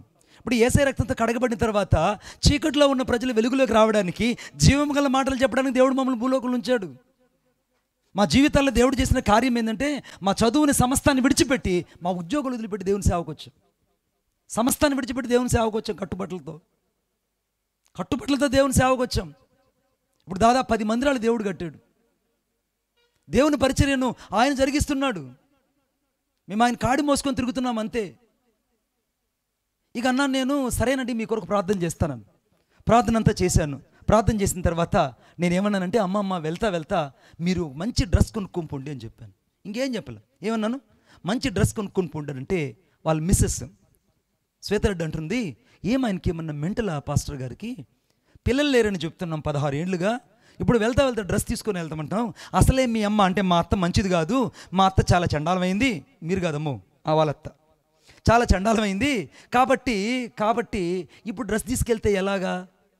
ఈయన ఏదో ప్రార్థన చేసి ఏదో చెప్తాడు అనుకుంటే, ఏమీ చెప్పకుండా ప్రార్థన చేసి మీరు వెళ్తా డ్రెస్ తీసుకెళ్ళమన్నాడే, ఇది ఎలా సాధ్యం అని ఆమె కారులో కూర్చొని తిట్టడం ప్రారంభించిందంట. నన్ను అందరూ తిట్టేవాళ్ళే. ఆ తర్వాత దేవుడు చూపిన కృప ఏంటంటే, ఆయన నామానికే మహిమ. ఆమేన్. అది నాకు మాత్రమే తెలుసు. హల్లెలూయా చెప్పండి గట్టిగా. నన్ను తిట్టే వాళ్ళని బట్టి హల్లెలూయా చెప్పండి, నాతో వచ్చేవారిని బట్టి హల్లెలూయా చెప్పండి. గుడ్. ఇప్పుడు ఏమైందనంటే, నేను అన్నాను, అమ్మ నువ్వు వెళ్తా డ్రెస్ తీసుకెళ్ళమ్మా అంటే, వెంటనే వాళ్ళు సిటీలో బయలుదేరి వెళ్తున్నారు. ఒక దగ్గరికి పోగానే కారు ట్రాఫిక్లో జామ్ అయిపోయింది. ఇక ముందు బస్సులు వెనక బస్సులు, కారు కదలే పరిస్థితి కాదు. వెంటనే ఎదురుగ్గా బట్టల కొట్టు దగ్గర కరెక్ట్ కారు ఆగింది. వాళ్ళ హస్బెండ్ అన్నాడట, ఏమన్నాడంటే, ఇదిగో అమ్మాయి బట్టల కొట్టు ఇక్కడ ఉంది, పాస్టర్ గారు చెప్పారు కదా బట్టలు కొనుక్కోబోమని, దిగి కొనుక్కొస్తాను నేను అన్నట్టు. ఎందుకు కొనుక్కుంటావు, మళ్ళీ ట్రాఫిక్ క్లియర్ అయిపోతుంది వెళ్ళిపోదామంటే, లేదు నేను కొనుక్కొస్తానని చెప్పి కాళహస్తిలోనే ఆ యొక్క టెంపుల్ కార్నర్ దగ్గర ఆ కొట్టులోకి వెళ్ళి ఒక జత బట్టలు కొనుక్కొని కారులో పెట్టుకుని ఇంటికి వెళ్ళాడు. ఇంటికి వెళ్ళగానే వాళ్ళ అమ్మాయి, ఏం చెప్పారమ్మా అక్కడ మంత్రగాడు అని అన్నారంట. మంత్రగాడు కాదమ్మా, ఆయన మంత్రగాడు ఏం కాదు, ఏదో ప్రార్థన చేశాడు అంతే, కొన్ని మాటలు చెప్పాడు, సువార్త గురించి చెప్పాడు, అంతకంటే ఇంకేం లేదు. అమ్మాయి క్రైస్తవులు ఇప్పుడు అట్టా చెప్తుంటారు, మీరేం పడుచుకోద్దనంటే ఈయన సంచిలో బట్టలు పెట్టుకొని వస్తున్నట్ట. ఏంద్రా చిన్నయ్య బట్టలు అంటే, అమ్మ నా కూతురికి బట్టలు తెస్తున్నాను అన్నాడంట. మరి పిల్లలే లేనోడికి నీకు కూతురు ఎక్కడి నుంచి వచ్చిందనంటే, ఆయన ప్రార్థన చేసి చెప్పాడమ్మా, దేవుడు నాకు బిడ్డనిస్తాడని. అమ్మ, దేవుడు బిడ్డనిస్తాడని. లేని వాటిని ఉన్నట్టుగా పిలిచే దేవుడు. సరిగ్గా 3 నెలల తర్వాత శ్వేతారెడ్డి నాకు ఫోన్ చేసింది, అన్నయ్య దేవుడు నన్ను ప్రేమించి మేము హాస్పిటల్ ల్యాబ్కి వెళ్తే మేము టెస్ట్ చేసుకుంటే నాకు ప్రెగ్నెన్సీ కన్ఫామ్ అయింది, కన్సీవ్ అయినా అని చెప్పింది, నా కొరకు ప్రార్థన చేయి, మీ దేవుడు సజీవుడు అని చెప్పింది. ఇప్పుడు ఆ శ్వేతారెడ్డికి లైవ్లో ఉంటున్నారు వాళ్ళకి ఇప్పుడు ఆ అమ్మాయికి 7వ నెల, వాళ్ళ అమ్మాయికి ఇప్పుడు 7వ నెల.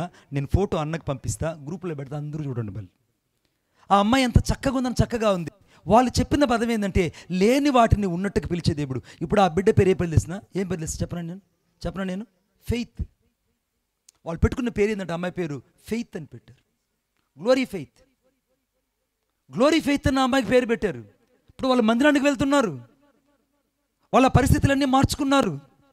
కారణం ఏంటంటే, లేని వాటిని ఉన్నట్టుగా పిలిచే దేవుడు. ఈ రాత్రి నీకు తెలుసా, నీ జీవితంలో ఏవేవి లేవనుకుంటున్నావో, ఏది నిరాకారంగా ఉందనుకుంటున్నావో, ఏది శూన్యంగా ఉంటున్నావో, వాటన్నిటిలో ఈ రాత్రి దేవుడు సమస్తాన్ని నీ కోసం చేయబోతున్నాడు. ఆమేన్ చెప్పండి గట్టిగా. 3వది చూపిస్తాను, దయచేసి నాతో పాటు చూడండి. 3వది చాలా ప్రాముఖ్యమైనది. 3వది దయచేసి నాతో పాటు చూడండి. రోమీయుల పత్రిక 4వ అధ్యాయంలోనే 3వది నేను చదువునా. నిరీక్షణకు ఆధారం లేనప్పుడు అతడు నిరీక్షణ కలిగి నమ్మెను. 3వ విషయం ఏంటంటే, నిరీక్షణకు ఆధారమైన దేవుడు. రాసుకోండి. 3వది, నిరీక్షణకు ఆధారం లేనప్పుడు నా నిరీక్షణ నా యేసయ్య. నిరీక్షణకు ఆధారం లేనప్పుడు, నిరీక్షణ అంటే అర్థం ఏంటి చెప్పమంటారండి? ఎవరు వస్తులు? అభిలాష్ లేడే? అభిలాష్. ఇప్పుడు అభిలాష్ ఇక్కడ ఉన్నాడు. అభిలాష్ ఒక నిరీక్షణ ఉంది. ఆ నిరీక్షణ ఏంటంటే, ఒక అందమైన అమ్మాయి వస్తుంది, నాజూకైన అమ్మాయి. వైట్గా ఉండాలి, నల్లగా ఉండాలా? హలో, వైట్గా నల్లగా ఉండాలా? అమ్మని అడుగు, నాన్న అడుగు. ఇక్కడ కూడా ఇది ఏమిరా నాయన, అన్న ఏనన్నా వైట్గా ఉండాలని? అబ్బో, వైట్గా ఉండాలంట. పెద్ద కోళ్ళ కాంపిటీషన్. సరే, వైట్గా ఉండాలి. ఇప్పుడు వైట్గా ఉండే అమ్మాయి రావాలి, చూడ చక్కగా ఉండాలి, నాజూకైన నడుము ఉండాలి, అదే సంకల్లో బింది కూడా పడకూడదు, అట్ట అమ్మాయి ఇంటికి రావాలి అని చెప్తుంటే, ఇప్పుడు పిల్లోడు ఏమైనా ఆలోచిస్తున్నాడంటే, అబ్బా ఇలా వస్తుందా మా కోళ్ళ పూడికి, మా ఇంటికి ఒక అందమైన అమ్మాయి, చందన బొమ్మ లాంటి అమ్మాయి చందన ప్రదర్శించి వస్తుందా అని ఆలోచిస్తుంటాడు. ఇప్పుడు ఆయన ఆలోచించే దాన్ని ఏమంటారంటే నిరీక్షణ అంటారు. ఏమంటారు చెప్పాలి ఏమంటారు అంటే, చూడని దాని కొరకు ఎదురు చూడడాన్ని ఏమంటారంటే నిరీక్షణ అంటారు. ఇప్పుడు తనకు పెళ్ళి ఇంకా కాలా, అమ్మాయి ఇంకా రాలా, కానీ లోపల ఏముందంటే ఒక నిరీక్షణ ఉంది. నాకు వచ్చే అమ్మాయి తెల్లటి అమ్మాయి వస్తుంది. ఏమనుకుంటున్నాడు? ప్రతి నల్లోడు కోరుకునేది అదే. అర్థమైందా? ప్రతి నల్లోడు కోరుకునేదంటే తెల్ల అమ్మాయి కావాలి. ఎందుకంటే పుట్టే బిడ్డలన్నా బాగా పుట్టాలని. అర్థమైందా? తప్పేం లేదు. ప్రతి ఒక్కరు కోరుకునేది అదే. ఏం శ్యాంబాబు, అది నా బిడ్డ చేయెత్తి నన్ను, అదిగో. ప్రతి ఒక్కరు కోరుకునేది అదే. ప్రతి నల్లాడు ఏం కోరుకుంటుంటే, నాకు వచ్చే అమ్మాయి తెల్లగా ఉండాలి, అదే తెల్లగా ఉండాలి, నాకు పుట్టే బిడ్డలు కూడా తెల్లగా కోరుకుంటారు. ఇప్పుడు నిరీక్షణ ఇతనికి ఎలా ఉందంటే, లేని వాటిని ఇక రాబోయే వాటి కొరకు తాను ఎదురు చూడడమే నిరీక్షణ. ఈ రాత్రి నిరీక్షణకు ఆధారం లేనప్పుడు అతడు నిరీక్షించిన దాన్ని నమ్మినట్టే ఈ రాత్రి ఏదైతే నువ్వు నమ్ముతున్నావో, ఏదైతే నిరీక్షిస్తున్నావో, ఆ ఏదైతే నువ్వు ఇప్పటిదాకా చూడలేదో దాన్ని చూసేటట్టుగా దేవుడి నీ జీవితాన్ని దీవించునుగాక. ఆమేన్. నీ ఇంట్లో 10 లక్షల రూపాయల అప్పు ఉంది, చాలా 10 లక్షల రూపాయల అప్పు ఉంది. ఈ అప్పు తీరిపోవాలంటే చాలా కష్టం. 10 లక్షలు అంటే చిన్న విషయం కాదు. కానీ ఒక నిరీక్షణ ఉంది, నా దేవుడు అప్పు తీర్చేస్తాడు. నా అకౌంట్లోకి 4 అకౌంట్లు నీకు ఉంటాయి. ఒకటి SBI account, Kotak bank account, అర్థమైందా? ఇంకోటి ఏందమ్మా? ఇంకొక అకౌంట్ చెప్పమ్మా. అవన్నీ ఇక్కడ ఉండవులే మా కోళ్ళపూడిలో. ఏందమ్మా? ఆంధ్ర బ్యాంకు, గ్రామీణ బ్యాంకు, యూనియన్ బ్యాంకు. మనకు మన ₹1,00,000 వచ్చింది అక్కడే కదమ్మా పొదుపులో, యూనియన్ బ్యాంక్. ఇప్పుడు ఈ 4 బ్యాంకుల అకౌంట్లో ఒక్కొక్కరికి ₹1,00,000 వచ్చునుగాక.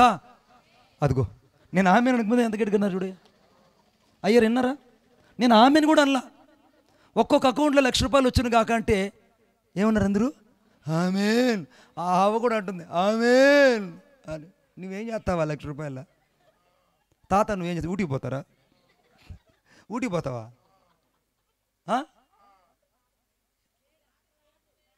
తాత ఎక్కడ ఉంటాడు? ఇంకా నీకే 80 ఉంటే ఆయన కోటికి పోయినాడు పో. ఇప్పుడు దేవుని వాక్యం ఏం చెప్తుందంటే, నిరీక్షించిన వాటి యొక్క నిజస్వరూపము విశ్వాసము కనుక ఏదైతే నిరీక్షణకు ఆధారం లేదని నీవు అనుకుంటున్నప్పుడు ఆ నిరీక్షించిన దాన్ని ఇవ్వగలిగిన దేవుడి వైపు నువ్వు ఎప్పుడైతే చూస్తావో అప్పుడు దేవుడికి సమస్తాన్ని ఇస్తాడు. ఆమేన్ చెప్పండి గట్టిగా. ఇప్పుడు నీకు అర్థమయ్యేట్టు చెప్తాను నేను. ఇప్పుడు నిరీక్షణ అనేది చాలా గొప్ప విషయం. నేను లేని వాటిని ఉన్నట్టుగా చూస్తున్నా. 50 రోజులు ఉపవాస ప్రార్థన ఎందుకోసం చేశామంటే, ప్రభు ఆ 3 రోజులు వర్షము, ఆ 3 రోజులే ఆగాలి, తర్వాత కురవాలి. ఆమేన్. మన ఊర్లు బాగుండాలిగా, చెరువులో నీళ్ళు ఉండాలిగా, గొడ్లు తాగాలిగా, మనం తాగాలిగా. ఇప్పుడు దేవుడు ఏం చేసాం? నిరీక్షించాం మనం. దేవుడు అద్భుతం చేస్తాడని నిరీక్షించాం. నిరీక్షణకే ఆధారం లేదు. అబ్రహాం జీవితంలో 100 సంవత్సరాలు, షారాకేమో 90 సంవత్సరాలు. ఇద్దరికి బాబు పుడతాడని దేవుడు చెప్పాడు. ఎలా పుడతారు? ఆయనేమో గడగడ వణుకుతున్నాడు, హవ్వేమో గడగడ వణుకుతుంది. ఇద్దరు ఐ లవ్ యూ చెప్పుకుంటున్నారు. ఎట్ట పుడతారు బిడ్డ? నమ్మడానికి ఏ ఛాన్సెస్ లేవు. ఈ రాత్రి దేవుని వాక్యం చెప్తుంది, నీ కుటుంబంలో నీ బిడ్డలకి ఉద్యోగం వస్తున్న నమ్మకము నీకు లేకపోవచ్చు. ఒకవేళ చదువుకు తగిన ఉద్యోగాలు నీ బిడ్డలకు లేకపోవచ్చు. ఒకవేళ నీ కుటుంబంలో అన్ని పరిస్థితులు తారుమారుగా ఉండొచ్చు. ఒకవేళ నీ జీవితంలో అన్ని విషయాల్లో వ్యతిరేకత ఉండొచ్చు. ఒకవేళ నీ కుటుంబ పరిస్థితులన్నీ నీకు వ్యతిరేక దిశలో ప్రయాణం చేస్తుండొచ్చు. కానీ ఈ రాత్రి నిరీక్షణకు ఆధారం లేనప్పుడు అబ్రహాము ఏ రీతికైతే నిరీక్షించాడో, ఈ రాత్రి నమ్మిన వాళ్ళందరినీ దేవుడు దీవించి ఆశీర్వదించబోతున్నాడు. కొట్టండి చప్పట్లు గట్టిగా. ఏ ఆధారం లేనప్పుడు అబ్రహాము దేవుణ్ణి నమ్మాడు, నిరీక్షించాడు. ఈ రాత్రి నీకు ఏ ఆధారం లేదు, నిలువ ఆధారం లేదు, కానీ దేవుడిని అప్పులు తీర్చేస్తాడు. ఆమేన్. నేను నమ్ముతున్న దేవుడిని అప్పులు తీర్చేస్తాడు. ఆమేన్. దేవుడు నీకు సమస్తాన్ని ఇస్తాడు. ఆమేన్. దేవుడు నీకు కావాల్సినవన్నీ ఇవ్వడానికి శక్తిమంతుడు, సమర్థుడు. ఆమేన్. ఒక ఆమె ఉంటుంది, అయ్యా నాకు 7 వారాల నగలు కావాలి ఏసయ్యా, నాకు ఇచ్చే ఏసయ్యా, నువ్వు ఇస్తావేసయ్యా అని అంటుంది. నేను ప్రార్థన చేస్తుందా చేతబడి చేస్తుంది అనుకున్నాను. నేను ప్రార్థన చేస్తుందా చేతబడి చేస్తుందా? ఇవి నిజంరా నేను చెప్పేదే. వీడొక్కడే నాకు కోరస్ ఇచ్చేది ఈ ఊరిలో, వీడొక్కడే. ఇంకెవరు నాకు ఇక్కడ కోరస్ ఎవరు? వాడొక్కడే నాకు సపోర్ట్ చేసేది.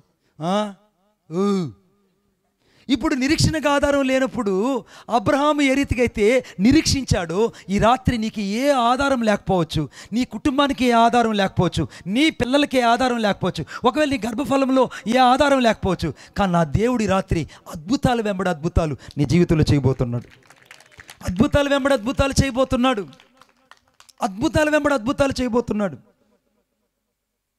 నేను ఒక కుటుంబానికి వెళ్ళా. మీరు కోప్పడకండి, నేను వాస్తవాలు చెప్తా. స్తుతికూటానికి రమ్మని చెప్పారండి, స్తుతికూటానికి. ఇక నేను స్తుతికూటానికి పోదాం కాదని సైకిల్ వేసుకొని, సైకిల్లో బైబిల్ బ్యాగ్ పెట్టుకొని, ఆ కంజరు ముందు తగిలించుకొని, అర్థమైందా, పిల్లల్ని సైకిల్లో కూర్చొని పెట్టుకొని వెనకల పాస్టర్ అమ్మని ఎక్కించుకొని సైకిల్ దుక్కొని పోతాను.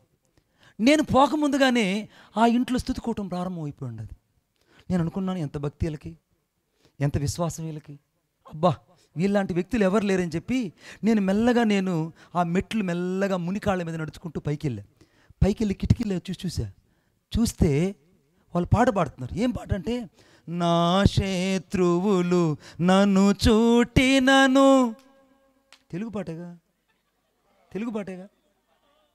నా శత్రువులు నన్ను చుట్టినను, నరకపు పాశము లరికట్టినను. నా శత్రువులు నన్ను చుట్టినను, నా శత్రువులు. ఈ చరణమే పాడుతుంది ఆమె, ఈ చరణమే పాడుతుంది. ఏమిట్రా ఈ పాడిన పాటే పాడుతున్నదని ఆ కిటికీల నుంచి నేను తొంగిటి చూసా. ఇటు చూస్తే వాళ్ళ అత్తగారు ఫోటో కుర్చీ మీద పెట్టి పిల్లకాయలందరూ చేరి చప్పట్లు కొడుతున్నారు. నా శత్రువులు, మా అత్త నాకు శత్రువు, నా శత్రువులు నన్ను చుట్టినను. నేను అనుకున్నాను ఇంతటికి ముసలిది ఉందా పోయిందా అనుకున్నా. ఉందా లేదా అని అంటే ఆమె ఆ కింద గదిలో, 3వ గదిలో దేవుడు చూస్తున్నాడులే అంటుంది. ఒరే బతికే ఉందిరా ఇవి, వీళ్ళేమో బతుకుండగానే ఫోటో పెట్టుకొని పెట్టున్నారని నేను మెల్లగా ఇంట్లోకి పోయి ప్రైజ్ లార్డ్ అమ్మా అన్న. అబ్బా మరి బాబు గారు వచ్చేసారని అవంటే నా ఫోటో తీసి ఆ కుర్చీ వెనకల గుడ్డరెక్కలు పెట్టేసి అందరు రండి అన్న మీరు కూర్చోండి కూర్చోండి అన్నారు. నేను అన్నాను మరియా ఉందా పోయిందా అన్న అని అంటే మా కడుపు మంట అంతా ఇది కాదు మరి బాబన్న, రాత్రి మొగులు మాకు నిద్ర లేకుండా చేస్తుందా ముసలిది, అర్థమైందా? రాత్రి మొగులు మళ్ళీ పీకు తింటుంది, అందుకే మేము ఫోటో పెట్టుకొని పాట పాడుతున్నాం అన్నారు. నాకు చాలా బాధేసిందండి, నాకు చాలా బాధేసింది. నేను ప్రార్థన అంతా అయిపోయిన తర్వాత మరియవ దగ్గరికి వెళ్ళి, అవా నువ్వేం బాధపడకే, మా ఊర్లో అట్ట అంటుంటావు, ఏం బాధపడకే, వాళ్ళు అట్టే చేస్తుంటారు, నువ్వేం బాధపడద్దు అంటే ఆమె అంటుంది, కనులుండి చూడలేవ ఏ చుమకి మను, ఇల్లు పోయే కాలము నాకు తెలుసులే. ఆమె పాడిన పాట. నాలుకుండి పాడలేవా వాళ్ళు పాడినా అంటే వాళ్ళు పాడిన పాటను ఈమె నాకు రివర్స్ చేసి చెప్తుంది ముసలిది. నేను అనుకున్నా, నేను ఒరి నీకు పాడిన తప్పు లేదు వాళ్ళు అనుకున్నా. ఇప్పుడు వాళ్ళేదో కోడలు నీ బాధ తట్టుకోలేక బాడుంటుంది, మన వల్ల నీ పోరు తట్టుకోలేక అనుంటారు. నువ్వేమన్నావు, కనులుండి చూడలేవా, చెవులుండి వినలేవా, నాలుగుండి పాడలేవా, మీ గతి నేను చూస్తానని నేను పాడుతుంది. అంటే ఈ కుటుంబాలలో ఏమైపోయిందంటే అత్త కోడలు సమాధానం లేకుండా పోయింది, అర్థమైందా? అందుకే ఎప్పుడు కూడా చూడండి, కోడలు ఇంటికి వచ్చేటప్పుడు తలంచుకొని వస్తుంది, అమ్మ ఎవరు కోపడకండి, రాత్రి అన్నం పెట్టండి, రాత్రి అన్నాలు పెట్టండి, నేను తినేసా కాబట్టి నాకేం ఇబ్బంది లేదు.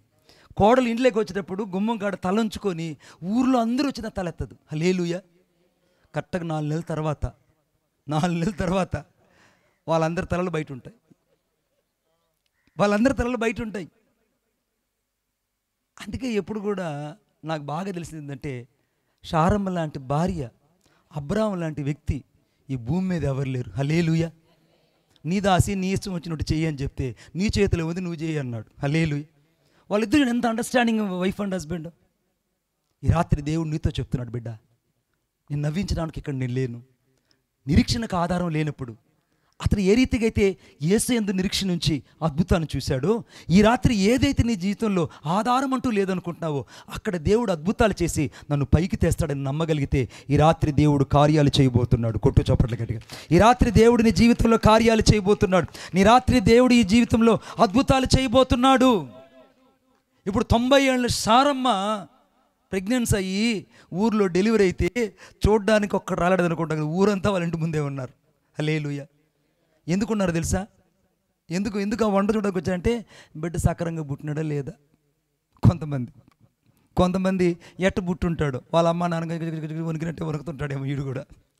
ఇప్పుడు పాలు ఎక్కడి నుంచి ఇస్తుంది అక్క, ఏం చేస్తుందని. నేను అంటున్నాను, నిరీక్షణకు ఆధారం లేనప్పుడు వాళ్ళు యేసయ్యని ఎప్పుడైతే నమ్మి నిరీక్షణ ఉంచారో అప్పుడే ఆమె 16 ఏళ్ల యవనస్తురాలుగా మారిపోయింది. కొట్టు చప్పట్లు గట్టిగా. 20 ఏళ్ల యవనస్తుడుగా అబ్రహాం మారిపోయాడు. ఈ రాత్రి నీ జీవితంలో దేవుని మాట ఏం చేస్తుందంటే, నీ జీవితంలో లేని వాటిని ఉన్నట్టుగా చేయడమే కాదు, నీ జీవితంలో నిరీక్షణకు ఆధారం లేని నీ పరిస్థితిని అంతా దేవుడు దీవెనకరంగా చేయబోతున్నాడు. గట్టిగా ఆమేన్ చెప్పండి. ఇంకొకసారి గట్టిగా చెప్పండి. 4వది చాలా ప్రాముఖ్యమైనది, చదువు బిడ్డ మాట. అవిశ్వాసం వలన దేవుని వాగ్దానం గురించి సందేహింపక దేవుణ్ణి మహిమపరిచి ఆయన వాగ్దానము చేసిన దానిని నెరవేర్చుటకు సమర్థుడని. అవిశ్వాసము వలన దేవుని వాగ్దానమును గురించి సందేహించలేదు. 4వది వాగ్దానం గురించి సందేహించకూడదు. అంటే వాగ్దానం చేసిన దేవుడు నమ్మదగిన వాడని నమ్మాలి. ఈ రాత్రి నీతో మాట్లాడుతున్న దేవుడు నమ్మదగిన వాడు, నన్ను నమ్మాలి. ఆమెన్ చెప్పండి గట్టిగా. యేసుక్రీస్తు ప్రభువుకి వాగ్దానం చేశాడంటే అది ఖచ్చితంగా దేవుడు నెరవేరుస్తాడు. ఎంతగా నెరవేరుస్తాడో తెలుసా? హెబీలు రాసిన పత్రిక 11వ అధ్యాయం 11వ వచనంలో నాకు చాలా ఇష్టమైన మాట, ఎప్పుడు నేను చదువుతుంటా ఆ మాటని. ఏమనుందంటే, అబ్రాహాము అనగా అబద్ధం ఆట అనగా పై వచనం రాయబడింది, వాగ్దానం చేసిన వాడు నమ్మదగిన వాడని ఎంచిందట. వయసు గతించిపోయినా గర్భము ధరించడానికి షారా ఏ రీతిగా అయితే శక్తి పొందిందో, ఈ రాత్రి దేవుని వాక్యం ఏం చెప్తుందంటే, నీ జీవితంలో సమస్తము ఉడిగిపోయినా, నీ జీవితంలో అన్నీ ఖాళీ అయిపోయినా, నీతో వాగ్దానం చేసిన దేవుడు నమ్మదగినవాడు. ఆమేన్. వాగ్దానం చేసిన దేవుడు నమ్మదగినవాడు. పక్కదోళ్ళు చెప్పండి, నాతో వాగ్దానం చేసిన దేవుడు నమ్మదగినవాడు. నాతో వాగ్దానం చేసిన దేవుడు నమ్మదగినవాడు. నేను ఈ 2025లో స్టోటుపురంకి మీటింగ్కి వెళ్ళా. స్టోటుపురం మీటింగ్కి వెళ్తే ఒక దొంగ నా పక్కన కూర్చున్నాడు. వాడు మంచి దొంగ, గరానా దొంగ. పక్కన కూర్చొని, అన్న నా సాక్ష్యం వినవా అన్నాడు. ఏం సాక్ష్యం రా అన్న? ఏం సాక్ష్యం అని అంటే, చిన్న సాక్ష్యం నువ్వు అన్నాడు. చెప్పాను. ఏం లేదు, మా అమ్మ ప్రతి డిసెంబర్ 31వ తారీఖున నన్ను చర్చికి పోమంటుంది. ఆ ఒక్కరోజు నేను దొంగతనానికి పోను, హల్లెలూయా. మిగతా ప్రతిరోజు పోతా. ఆ చర్చిలో వాగ్దానం ఇస్తారు కాబట్టి ఆ వాగ్దానం కోసం నేను చర్చికి వెళ్తా. నాకున్న నమ్మకం అది. వాగ్దానం, కొంతమంది వాగ్దానాలు తీసుకుంటే అద్భుతం. ఇక వెంటనే ఆ యొక్క 31వ తేదీ రాత్రి, 31వ తేదీ రాత్రి చర్చికి వచ్చి అందరితో పాటలు పాడి ఎప్పుడెప్పుడు వాగ్దానం ఇస్తాడు ఎదురు చూశాడు. వాడు వెంటనే వచ్చి ప్రార్థన చేసుకొని వచ్చి వెంటనే ఆ వాగ్దాన కాగితాన్ని ఇటు తీశాడు. ఇటు తీయగానే, నువ్వు చేయనిదంతయు నీకు సఫలమవుతుందని రాయబడింది. ఏమని రాయబడింది? నువ్వు చేయనిదంతయు నీకు సఫలమవుతుంది అని రాయబడగానే, అబ్బా దేవుడు నాకు మంచి వాగ్దానం ఇచ్చాడని ఇక ఆ సంవత్సరం చెలరేగిపోయాడు వాడు. ఎక్కడ మోటార్లు, స్టార్టర్లు, దొంగతనాలు, పెళ్ళిళ్ళు, ఇన్ని దొంగతనాలు వాడుకున్న ఒకే ఒక నమ్మకం ఏంటంటే, నువ్వు చేయనిదంతయు నీకు సఫలమవుతుంది. నువ్వే చెప్పినావు కదా, ఇంటికి తాళం పగలు కొడుతున్నా, నువ్వు చూసుకొని తాళం పగలు కొట్టాడు. అయ్యా ఈ పెళ్ళిలో నేను దొంగతనానికి వెళ్తున్నా, నువ్వు చేయనిదంతా నీకు సఫలమవుతుందని చెప్పావుగా, నువ్వే నన్ను కాపాడుకోండి. ఈ వాగ్దానం చేసిన దాన్ని నమ్మదగిన వాడిని నమ్మి 2 కోట్ల రూపాయలు సంపాదించాడు అంటాడు. ఆమేన్. 2 కోట్లు సంపాదించాడండి. కొంతమంది అనుకుంటారు, వరే దొంగడా, నా అడ్రస్ తీసుకొని, నా ఫోన్పే నెంబర్ తీసుకొని నాకు ఒక్క 10 లక్షలు కొట్టుంటే నీ పేరు చెప్పుకుంటారు కదరా. వాడు 2 కోట్లు సంపాదించాడండి. 2 కోట్లు సంపాదించాడు. ఒకరోజు వాడు ఒక పెళ్ళికి పోతే ఆ పెళ్ళిలో వాడు దొరికిపోగానే ఆ పోలీసులు అన్నారు, అరే ఎట్లా చేసావురా నువ్వు దొంగతనం అని అంటే, మీరు నన్ను పట్టుకోవడం గొప్ప విషయం కాదు, ఈరోజు నేను వాగ్దానం జేబులో పెట్టుకోవడం మర్చిపోయినాను అన్నాడు. వాగ్దానం ఏందిరా, జేబులో పెట్టుకోవడం ఏందిరా, ఏం చెప్తున్నావనంటే, మా అమ్మ చెప్పింది నాకు, ప్రతిరోజు ఈ వాగ్దానాన్ని నేను మొలక తాయితలా కట్టుకుని పోయేవాడిని దొంగతనానికి. ఆ ఒక్కరోజే నేను మర్చిపోయా. ఏది, నువ్వు చేయనిదంతా నీకు సఫలమవుతుందని చెప్పాడే, ఆ వాగ్దానాన్ని ఒక్కరోజు మర్చిపోయినందుకు నేను మీకు దొరికానే కానీ మీరు నన్ను పట్టుకోలేదు పోలీసులు అన్నాడట. వాళ్ళు ఆశ్చర్యపోయారు. ఒరే ఇంత గొప్ప దేవుడు అని అంటే, యేసయ్యలాంటి గొప్ప దేవుడు ఎవరు లేరండి. ఆయన ఒక్కసారి చెప్తే అన్నీ దేవుడు సెట్ చేస్తాడు. ఆమేన్ చెప్పండి గట్టిగా. ఒక్కసారి దేవుడు చెప్తే, ఒక దొంగగా ఇంత విశ్వాసం ఉంటే ఆ వ్యక్తి రక్షించబడ్డాడు. స్టోటుపురం సుధాకర్ అన్న యొక్క చర్చిలో, బ్రాంచ్ చర్చిలో పాస్టర్గా పనిచేస్తున్నాడు. ఆమేన్. ఎందుకంటే వాడు దొంగ డ్రెస్ చెప్పాను, మీరు ఆ రాత్రి బతకనిరు వాడిని, వాడి దగ్గరికి పోయి వాడిని కొట్టి 2 కోట్లు సగం అడుగుతారు మీరు. అందుకే వాడు పాస్టర్ అని చెప్తే అడగరుగా. నేను నిజం చెప్తున్నా. ఆ రాత్రి నేను శ్యాంబాబు వెళ్ళి మనం పడుకున్నాం. ఆ పాస్టర్ గారు పెద్ద చర్చి కట్టాడు. ఆ చర్చిలోనే నేను పడుకున్నాను. నా తల దగ్గర వచ్చి ఆ రాత్రి ఎన్నో కథలు చెప్పాడు నాకు. చిన్న కథలు కాదు నాకు. ఆ రాత్రి నేను వాక్యం చెప్పి అలిసిపోయి పడుకుందాం కదంటే, ఈడాడు నా సంచిలో వస్తువులు ఎత్తుకెళ్తాడని నేను సగం కళ్ళు తెరుచుకొని చూశాను. వాడు అంటున్నాడు నాతో, అన్న అన్నీ చెప్పారు కానీ అన్న, నా చేతులు మాత్రం తడిపడుతుంటాను అప్పుడప్పుడు అన్న. అమ్మ బాబోయ్, చేతులు వాచ్ గారు రాత్రి ఇప్పుంటూ చేతిలో వాచ్ ఇప్పలా, సెల్ ఫోన్కి ఛార్జర్ బయట తీలా. ఎందుకంటే వీడు చెప్పాడుగా నాకు, ఇన్ని నిజాలు చెప్పి అది కూడా చెప్పాడు నాకు అప్పుడప్పుడు చేతులు తడిపారుతుంటాయని అన్నాడు. నా కన్నంతా నా బ్యాగ్ మీద, ఎందుకంటే బ్యాగ్లో 2 లక్షల రూపాయల కెమెరా ఉంది. ఏం చేద్దామని అట్లే చూస్తాడు. వాడు ఒక మాట నచ్చేవని, దేవుడు నా మారు మనసు పొందానని అప్పుడప్పుడు మారిపోతుంది నా మనసు అనొచ్చు. సాక్ష్యంలో అది కూడా భాగమేగా. అప్పుడప్పుడు చెప్తుంటారు కొంతమంది. అందుకని రాత్రి నిద్రపోలే. అడిగా నేను, అరే ఎట్ట చెప్తారో దొంగతనాలు, 2 దొంగతనాలు చెప్పంటే, ఏం లేదు మణిబాబు అన్న, నేను నా భార్య ఇద్దరం బ్యాంక్ దగ్గర పోతాము, బ్యాంక్ దగ్గర పోతే మేము అక్కడ ఒక భస్మీ పట్టణం లాంటి ఒక చిన్న బూడిద ఒకటి తీసుకెళ్తాము. ఆ బూడిద చేతులు ఇలా పెట్టుకొని నా భార్య మెట్ల దగ్గర నిల్చుంటుంది. పోతా నోట్లో ఇటు పెట్టుకుని ఫోన్ ఊతుందట. ఊదగానే వాళ్ళ మెడ మీద పడుతుంది. మెడ మీద పడగానే వాళ్ళు జిలతో ఇట్టి గీరుకొని ఆ తెచ్చిన బ్యాగ్ ఆడ పెట్టి లోపల వీడు అమాంతంగా ఎత్తుకెళ్ళిపోతాడు. భారీ ఎక్స్పర్ట్. అవునరా నాయన, పెళ్లి చేసుకోగాకు. భారీ ఎక్స్పర్ట్. సరే ఇంకేం చేస్తావు నువ్వు అని అంటే, ఇంకేం లేదు మణిబాబన్న, ఎవరైనా బ్యాంకులోంచి పోతా ఉంటే ఆ డబ్బులు తీసుకెళ్ళి ఆ సూట్ కేసులో లేదా ఆ బ్యాగులో పెట్టి బండి తలాలు పెట్టేటప్పుడు వెనకాల నన్ను వచ్చి టూ అని ఊసేస్తాడంట. కిల్లి వేసుకొని షర్ట్ మీద ఊస్తాడట. వీడే ఊసుకొచ్చేపటికి అన్న నీ చొక్కా మీద ఏదో మరకబడిని చూడండి అని అంటే వాడు చూసుకుంటా మరకుంటుంది. అరే ఏంద్రా ఇదని చెప్పి ఆ కొళాయిదిని కడుక్కొని ఈ బ్యాగ్ ఆడబెట్టి కడుక్కునే టైంకి ఈ బ్యాగ్ ఏడు ఉండదు. ఇట్లాంటివి ఎన్నో చేశాను మణిబాబు అన్న నేను అన్నాడు. ఇక రాత్రి నాకు నిద్రొచ్చుంటట్టు.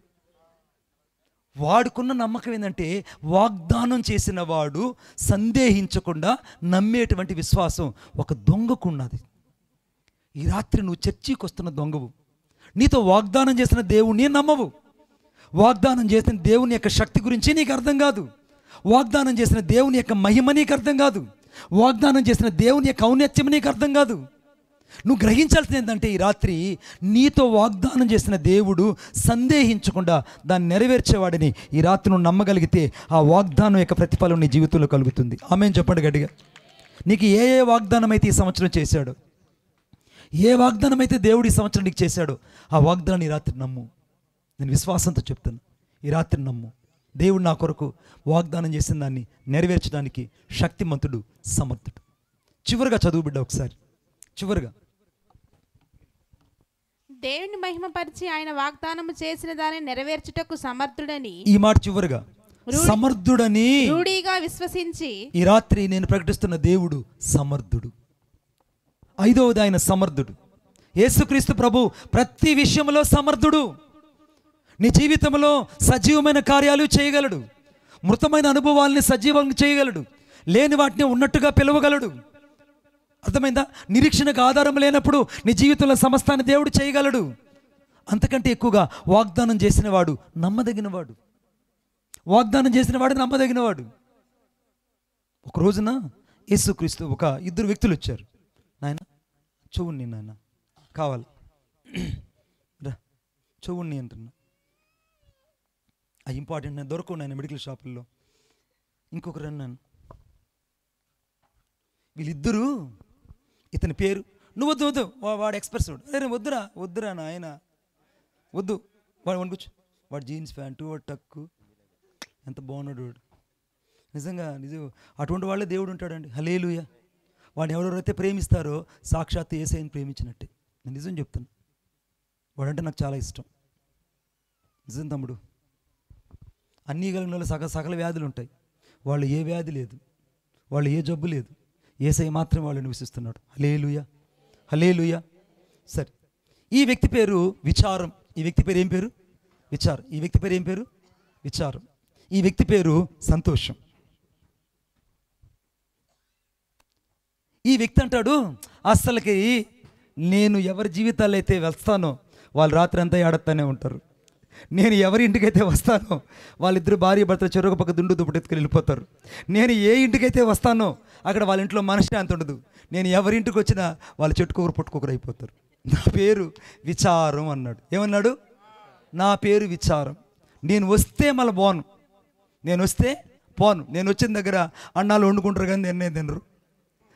చెప్పండి నిజం, అన్నాలు వండుకుంటారు కానీ తినరు. అరే ఆ ఎవరికి ఏదైనా నీళ్ళు తెచ్చేయండి రా పప్పుని, అన్న కొంచెం నీళ్ళు తెచ్చేయండి అన్న. నవ్వి పడిపోతున్నాను నిజంగా సీరియస్గానే. మన కోళ్ళపళ్ళు 108 రాదు నాకు తెలుసు. నేను కూడా ఈ ఊరికి వస్తే మన వెనక్కి పోలేను. ఎంత ప్రయత్నించాలని పోలేను నేను. ఎందుకంటే నన్ను ఆ మాడి చెట్ల దగ్గర సగం నక్కలు కుక్కలు తినేస్తాయి.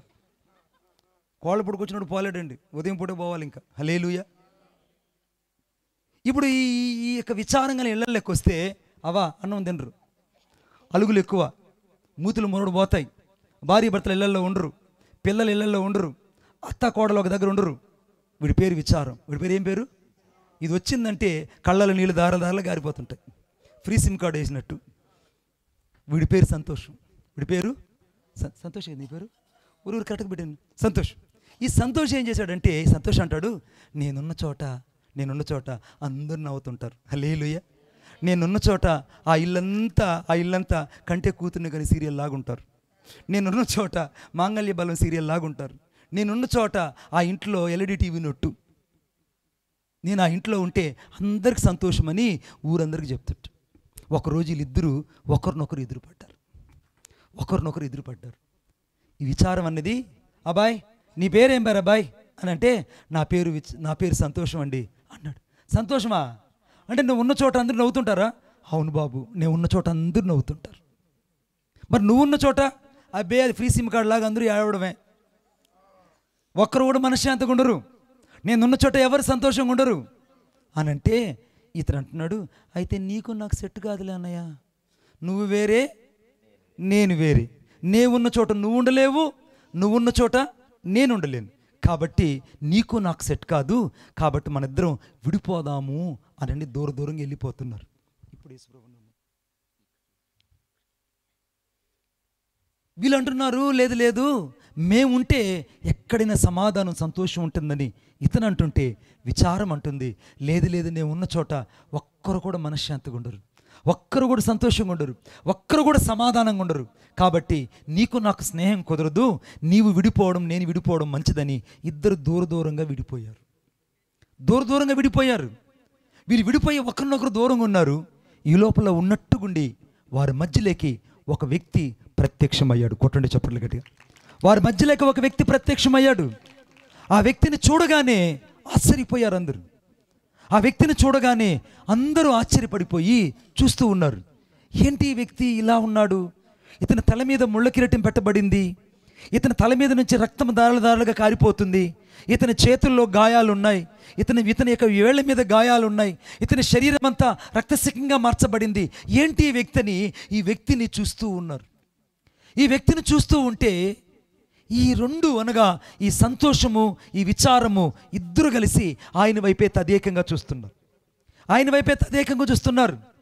ఈ విచారము ఆయన వైపే చూస్తూ అనుకుంటుంది ఏమనంటే, నిజంగా ఈయన నాకు సరిపోతాడు, ఎందుకంటే ఈయన తల మీద ముళ్ళ కిరీటం ఉంది, ఈయన ముఖం మీద ఉమ్ములు దారులుగా కారిపోతున్నాయి, ఈయన శరీరం అంతా గాయాలైపోయి ఉన్నాయి, ఈయన చేతుల్లో గాయాలున్నాయి, ఈయన ప్రక్కలో గాయం ఉన్నది, ఈయన శరీరం అంతా అనగా శ్రమల చేత ఈయన మొత్తబడిన వాడిగా ఉన్నాడు, వ్యాధిగ్రస్తుడుగా ఉన్నాడు.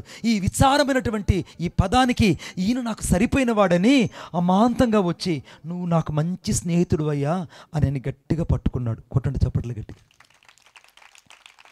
ఈ సంతోషము ఇటువైపు నుంచి యేసయ్యను చూచి, అమ్మో ఇతని తల మీద ముళ్ళ కిరీటం ఉందన్నది వాస్తవమే, కానీ ఆ ముళ్ళ కిరీటం పైన ఒక జీవ కిరీటం ఉంది, ఆయన గాయాల్లో నుండి స్వస్థత ఉంది, ఆయన పక్కలో నుండి జీవ జలాలు బయటకు వచ్చాయి, ఆయన శరీరంలో నుండి ప్రతి వ్యాధికి స్వస్థత ఉంది, ఆయన ఉన్న చోట సమాధానం ఉన్నది, ఆయన ఉన్న చోట సంతోషం ఉన్నది, ఆయన ఉన్న చోట మరణములో నుండి జీవములోకి వచ్చారు. కాబట్టి ఈ సంతోషం అనే పదానికి నేను మాత్రమే అర్హుడని ఈ సంతోషం కూడా వెళ్ళి అమాంతంగా యేసయ్యను వాటేసుకునింది. కొట్టండి చప్పట్లు. ఇద్దరు హత్తుకున్నారు. ఈ రాత్రి విచారము యేసుక్రీస్తులోనే ఉన్నది, సంతోషము యేసుక్రీస్తులోనే ఉంది. ఈ రాత్రి నువ్వు విచారంతో ఇక్కడికి వచ్చి ఉండొచ్చు, కానీ నీ విచారము యేసయ్యలో ఉంది. చూడొకసారి. నీ కొరగాయన వ్యాధిగ్రస్తుడిగా ఎంచబడ్డాడు బిడ్డ, నీకోసమైన వ్యసనాగ్రాంతుడిగా మార్చబడ్డాడు, నీకోసమైన సొగసు స్వరూపము లేనివానిగా సోలిపోయాడు, నీకోసం అనేకులలో ఆయన చిత్రహింసను అనుభవించాడు, నీకోసమైన పంచి గాయాలు పొందినవాడిగా శాపగ్రస్తుడిగా సిలువలో వేలాడాడు, నీకోసమైన తను తాను తండ్రి చిత్తానికి అప్పగించుకున్నాడు, నీకోసమైన ఒంటరిగా సిలువ మీద వేలాడాడు, నీకోసమైన నేరస్తులలో ఒకనిగా ఎంచబడ్డాడు, నీకోసమే ఆయన ఒక సిలువలో ఆర్తనాదాలు చేసే దేవుడిగా మిగిలిపోయాడు. ఈ రాత్రి నీ జీవితం ఎంత విచారంతో నువ్వు ఇక్కడికి వచ్చినా, ఈ రాత్రి విశ్వసించిన దాన్ని నెరవేర్చుటకు నా యేసుక్రీస్తు ప్రభు సమర్థుడు. కొట్టు చప్పట్లు గట్టిగా. నా యేసుక్రీస్తు ప్రభు సమర్థుడు. ఇప్పుడు ఈ రాత్రి ఈ యొక్క విచారాన్ని ఆయనలో నుంచి ఈ రాత్రి దేవుడు బయటకు తీసుకొచ్చి ఆయనలో నుంచి సంతోషం వచ్చినట్టు నీ జీవితానికి రాత్రి సంతోషాన్ని సమాధానాన్ని ఇచ్చి పంపించబోతున్నాడు. కొట్టు చప్పట్లు గట్టిగా, ఇంకా గట్టిగా. యేసయ్య నీకు సంతోషాన్ని సమాధానాన్ని ఇవ్వడానికి ఇక్కడికి వచ్చాడు. ఈ రాత్రి నువ్వు ఎంత దుఃఖంతో ఇక్కడికి వచ్చావో, ఈ రాత్రి ఎంత మృతమైనటువంటి అనుభవాల్లో వచ్చావో, ఎంత నిరీక్షణకు ఆధారమైన పరిస్థితులు ఇక్కడికి వచ్చావో, నీ పరిస్థితి ఏదైనా సరే ఈ రాత్రి యేసయ్య నీకు సంతోషాన్ని ఇవ్వడానికి శక్తిమంతుడు, సమర్థుడు. నేను ప్రకటిస్తున్న దేవుడు సమర్థుడు. పక్కన వాళ్ళు చెప్పగలవా, ఈ రాత్రి నా యేసయ్య నా విచారాన్ని తీసివేసి నాకు సంతోషాన్ని ఇవ్వడానికి ఆయన సమర్థుడు, ఆయన సమర్థుడు, ఆయన సమర్థుడు. ఈ రాత్రి దేవుడు నా జీవితంలో కార్యం చేయబోతున్నాడు. ఈ రాత్రి యేసుక్రీస్తు ప్రభు నీకు సంతోషంతో పాటు సమాధానంతో పాటు స్వస్థతతో పాటు రక్షణతో పాటు నీ హృదయానికి ఆనందాన్ని ఇవ్వడానికి ఈ రాత్రి యేసు ఇక్కడ నిలిచి ఉన్నాడు. ఈ వాక్యము అబ్రహాము కొరకు కాదు బిడ్డ, మృతులను సజీవులుగా చేయవాడు, లేని వాటిని ఉన్నట్టుగా పిలిచేవాడు, అనగా నిరీక్షణకు ఆధారం లేనప్పుడు నిరీక్షణకు ఆధారమైన వాడు, వాగ్దానం చేసిన వాడు, నమ్మదగిన వాడు, అంతకంటే విశ్వసించిన దాని ఎదుట సమర్థతగా నెరవేర్చగలిగిన దేవుడు నా యేసుక్రీస్తు ప్రభు. ఆయన గాక వేరొక దేవుడు లేడు. ఉన్నట్టు ఆధారాలు లేవు. ఈ రాత్రి యేసు నిన్ను ప్రేమిస్తున్నాడు. నిన్ను క్షమించడానికి ఆయన ఇక్కడ నిలిచి ఉన్నాడు.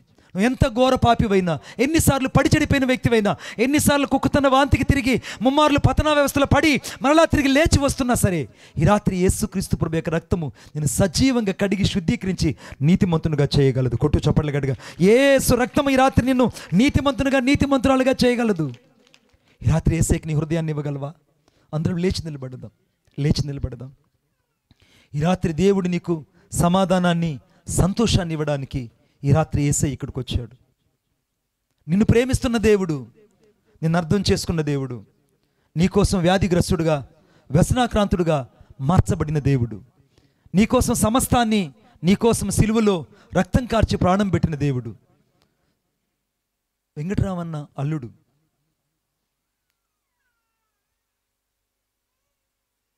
ఈ రాత్రి దేవుని ప్రేమ నిన్ను వెతుకుతుంది. కొంచెం ఎక్కువ పెట్టండి. ఈ రాత్రి దేవుని ప్రేమ నిన్ను వెతుకుతుంది. అందరం ఒకసారి ఆకాశం చేతుల పైకెత్తి ప్రభుతో మాట్లాడదాం. ఒకసారి, ప్రభువా, ఈ రాత్రి సజీవులను నీ కొరకై తిరిగి మళ్ళా రప్పించగలిగిన దేవుడు, మృతులను సజీవులుగా చేసే దేవుడు అయ్యా. నా జీవితంలో అద్భుతాన్ని చేయగల దేవుడువు. ఈ రాత్రి నా జీవితాన్ని మార్చడానికి ఇక్కడికి వచ్చిన దేవుడువు. నువ్వు ఏ పరిస్థితుల్లో ఇక్కడికి వచ్చావో దేవునికి తెలుసు. నిరీక్షణకు ఆధారమే నీకు లేకపోవచ్చు. కన్నీళ్ళని కన్నపానాలుగా మార్చచ్చు. నీ జీవితం అంతా విడువబడిన జీవితంగా, నీ జీవితం అంతా అలిసిపోయిన జీవితంగా, నీ జీవితం అంతా వ్యాధిగ్రస్తమైన జీవితంగా, నీ జీవితం అంతా ఒక శపించబడిన జీవితంగా ఉండొచ్చు. ఏ రాయి నిన్ను అడ్డగించిందో, ఏ రాయి నీ నుంచి బయటకు రాలేకపోతున్నావో, ఈ రాత్రి ఆ రాయిని తీసివేయడానికి నా యేసయ్య ఇక్కడికి వచ్చాడు. ఆ రాయిని తీసేస్తే లాజరు ఏ రీతిగా అయితే సమాధిలో నుంచి బయటకు వచ్చాడో, ఈ రాత్రి సమాధి లాంటి అనుభవాల్లో నుంచి ఈ రాత్రి నువ్వు బయటకు రాగలవు. నిన్ను బయటకు తీసుకురావడానికే యేసుక్రీస్తు ప్రభు ఇక్కడికి వచ్చి నిలిచి ఉన్నాడు. ఈ రాత్రి దేవుడు నిన్ను బాగు చేయడానికే ఇక్కడ నిలిచి ఉన్నాడు. మృతులను సజీవులుగా చేయగలిగిన దేవుడు అదుగో నీకోసమైన సజీవుడిగా నిన్ను మార్చడానికి ఇక్కడికి వచ్చాడు.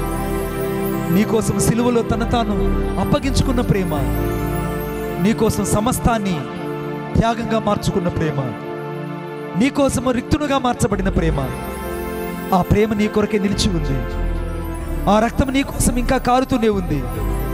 ఆ గాయపడిన హస్తం నిన్ను ఇంకా స్వస్థపరచడానికి ఇక్కడ నిలిచి ఉన్నది. మృతులను సజీవులుగా చేయగల దేవుడు. ఈ రాత్రి ఏ మరణకరమైన అనుభవాల్లో నువ్వు ఉన్నావో అక్కడ దేవుడు నీకు జీవాన్ని ఇవ్వబోతున్నాడు. ఏ పాపములను నువ్వు మృతుడైపోయావో ఆ పాపముల నుంచి బయటికి తీసుకొచ్చి సజీవుడుగా నిన్ను బతికించి సజీవమైన సాక్షిగా నిలపగలిగిన వాడు నేను ప్రకటిస్తున్న దేవుడు. ఈ రాత్రి లేని వాటిని ఉన్నట్టుగా పిలిచే దేవుడు. నీ జీవితంలో ఇప్పుడు దాకా పిల్లలు లేవనుకుంటున్నారు, ఇప్పటిదాకా నీకు ఉద్యోగమే లేదనుకుంటున్నావు, ఇప్పటిదాకా నీ సంఘ సరిహద్దులలో సమాధానం లేదనుకుంటున్నావు, ఇప్పటిదాకా నీకు విశ్వాసం లేక పరిమితి లేదనుకుంటున్నావు. దేవుడు వాగ్దానం చేస్తున్నాడు, లేని వాటిని ఉన్నట్టుగా చేయగల దేవుడి రాత్రికి నిలిచి ఉన్నాడు. ఆయన నీ కొరకై ఆశ్చర్యమైన కార్యాన్ని చేయడానికి ఆయన ఇక్కడ నిలిచి ఉన్నాడు. శూన్యంలో ఉన్న జీవితాలు, నిరాకారంగా ఉన్న జీవితాలు, కేవలం మాట చేత సమస్తాన్ని సృజించిన దేవుడు ఈ రాత్రి శూన్యమైన నీ జీవితాన్ని దేవుడు సమస్తంతో నింపి దీవించబోతున్నాడు. నిరాకారంగా ఉన్న నీ కుటుంబాన్ని దేవుడి రాత్రి దీవెనకరంగా చేయబోతున్నాడు. నోరు తెరిచి ప్రార్థించాలి, నోరు తెరిచి ప్రార్థించాలి. ప్రభువా, ఈ రాత్రి నీ రక్తముతో నన్ను కడిగి పరిశుద్ధపరచు. ప్రభువా, నీ రక్తముతో నన్ను కడిగి పరిశుద్ధపరచు. యేసు నన్ను నీ రక్తముతో కడిగి పరిశుద్ధపరచు. నా ప్రతి పాపాన్ని ఎదుట ఒప్పుకొనుచున్నాను. నిరీక్షణకు ఆధారం లేనప్పుడు అతడు నిరీక్షించాడు, పొందాడు. ఈ రాత్రి నీకు ఆధారమే లేకపోవచ్చు. ఒకవేళ నీ నమ్మికకు ఆధారమే లేకపోవచ్చు, నీ విశ్వాసానికి ఆధారమే లేకపోవచ్చు, నీ నిరీక్షణకు ఆధారమే లేకపోవచ్చు. నీ పిల్లల్ని దేవుడు వృద్ధికి తీసుకురాబోతున్నాడు. నీ బిడ్డల్ని దేవుడు వృద్ధికి తీసుకురాబోతున్నాడు. నీ కుటుంబాన్ని దేవుడు తిరిగి మరలా కట్టబోతున్నాడు. నీ సాక్ష్యాన్ని తిరిగి మరలా దేవుడు పునర్నిర్మించబోతున్నాడు. నువ్వు పోగొట్టుకున్న సమస్తాన్ని దేవుడి రాత్రి తిరిగి మరలా ఆయన వాక్కు చేత నిర్మించబోతున్నాడు. ఈ రాత్రి వాగ్దానం చేసిన వాడు నమ్మదగిన వాడు. ఇదిగో ఇదిగో ఈ రాత్రి నీతో ఏ వాగ్దానం అయితే చేశాడో ఆ వాగ్దానాన్ని బట్టి దేవుడిని దీవించబోతున్నాడు. ఆ వాగ్దానాన్ని బట్టి నీ పిల్లల్ని దీవించబోతున్నాడు. ఆ వాగ్దానాన్ని బట్టి నీ సంఘాన్ని దీవించబోతున్నాడు. ఆ వాగ్దానాన్ని బట్టి దేవుడి పరిస్థితుల్లో దేవుడి జీవాన్ని కలుగు చేయబోతున్నాడు. ఓ థ్యాంక్ యూ లార్డ్. ఈ రాత్రి నా దేవుడు సమర్థుడు. నీ విచారాన్ని తీసివేయడానికి సమర్థుడు. నీ దుఃఖాన్ని తీసివేయడానికి సమర్థుడు. నీ వ్యాధిని తీసివేయడానికి సమర్థుడు. నీ అవమానాన్ని తీసివేయడానికి సమర్థుడు. నీ ఆర్థిక ఇబ్బందుల్లో నుంచి నేను బయటికి తీసుకొచ్చి అత్యధికంగా దీవించడానికి సమర్థుడు. నీకు రక్షణ ఇవ్వడానికి సమర్థుడు. నీ పాపాన్ని క్షమించడానికి సమర్థుడు. నీకు నీతిని ఇవ్వడానికి సమర్థుడు. ఈ రాత్రి యేసయ్య సమర్థుడు అన్న విషయం ఈ రాత్రి నువ్వు గుర్తించు. యేసయ్యా, నాతో పాటు ప్రార్థన చెప్పండి. యేసయ్యా, ఈ రాత్రి నా ప్రతి పాపాన్ని నీ ఎదుట ఒప్పుకొనుచున్నాను. నీ రక్తము చేత నన్ను కడగండి, పరిశుద్ధపరచండి. నా హృదయంలోనికి మిమ్ములను నా రక్షకుడుగా స్వీకరిస్తున్నాను. మృతులను సజీవులుగా చేయువాడని, లేని వాటిని ఉన్నట్టుగా పిలుచువాడని, నిరీక్షణకు ఆధారం లేనప్పుడు నిరీక్షణ కర్తవని ఈ రాత్రి నేను నమ్ముతున్నాను. నువ్వు నా జీవితంలో సమర్థుడు అని నేను విశ్వసిస్తున్నాను. యేసు, యేసు, యేసు నా జీవితంలో ఈ రాత్రి అద్భుతాన్ని చేసినందులకై నీకు వందనాలు చెల్లిస్తూ యేసు నామములో ప్రార్థించుచున్నాను తండ్రి, ఆమేన్. ఇప్పుడు ఎక్కడ నీకు అనారోగ్యం ఉంది అక్కడ మీ కుడి హస్తాన్ని ఉంచండి. ఎక్కడ నీకు అనారోగ్యం ఉంది, రాత్రి దేవుడు అనేకులను స్వస్థపరచబోతున్నాడు. అనేకులను దేవుడు స్వస్థపరచబోతున్నాడు. అనేకులు దేవుడు స్వస్థపరచబోతున్నాడు. ప్రభువా, నీకు వందనాలు చెల్లిస్తున్నాను. ఈ రాత్రి నీ ప్రజలు ఎక్కడైతే వ్యాధి ఉన్న చోట తమ కుడి హస్తాన్ని ఉంచారు, యేసుక్రీస్తు నామములో నేను ప్రార్థిస్తున్నాను. యేసుక్రీస్తు నామములో అనారోగ్యము నీ బిడ్డల్ని విడిచిపెట్టి పోవునుగాక. మత్తయి రాసిన 8వ అధ్యాయం 17వ వచనం ప్రకారంగా నీవు పొందిన గాయాలను స్వస్థత ఇప్పుడే నీ ప్రజలకు కలుగునుగాక. నిర్గమకాండం 15వ అధ్యాయం 26వ వచనం ప్రకారంగా ఐగుప్తులో కలుగు చేసిన రోగముల ఏదియు నీకు రానియను, నేను స్వస్థపరిచే యెహోవా నేనే సెలవిచ్చిన దేవుడువు. ఇప్పుడే నీ బిడ్డలకు సంపూర్ణమైన స్వస్థత నీ ప్రజలకు దయచేయబడునుగాక. ప్రతి వ్యాధి ఇప్పుడే శరీరాలు విడిచిపెట్టి వెడలిపోవునుగాక. ఏ డాక్టర్లు అయితే రిపోర్ట్స్ చెప్పారో, ఏ డాక్టర్లు అయితే రిపోర్ట్స్ వ్యతిరేకమని చెప్పారో, ఇప్పుడే యేసుక్రీస్తు నామములో సంపూర్ణమైన స్వస్థత కలుగునుగాక. ప్రతి అపవిత్రమైన శక్తులు వెడలిపోవునుగాక. ప్రతి విధమైన చేతబడి చెల్లంగ శక్తులు వెడలిపోవునుగాక. ఈ రాత్రి నీ బిడ్డలకు పరిపూర్ణమైన స్వస్థత కలుగునుగాక. ప్రతి విధమైనటువంటి ప్రభా గుండె సంబంధించిన వ్యాధులు యేసు నామములో వెడలిపోవునుగాక. యేసు నామములో వెడలిపోవునుగాక. ఇప్పుడు ఈ రాత్రి ప్రతి విధమైన కిడ్నీ సంబంధమైన వ్యాధులు యేసు నామములో స్వస్థత కలుగునుగాక. ప్రభా వెన్నుముక సంబంధించిన ప్రతి విధమైన వ్యాధులు యేసు నామములో వెడలిపోవునుగాక. గర్భసంచిలో ప్రతి విధమైన నీరుగడ్డలు, గర్భసంచిలో ప్రతి అన్ని యేసుక్రీస్తు నామములో వెడలిపోవునుగాక. ఏదైతే వ్యాధి చేత నీ బిడ్డలు బాధపడుతున్నారో ఈ రాత్రి సంపూర్ణమైన స్వస్థత కలుగునుగాక. సంపూర్ణమైన స్వస్థత కలుగునుగాక. ఈ రాత్రి నువ్వు సమర్థుడు అని నేను నమ్ముతున్నాను.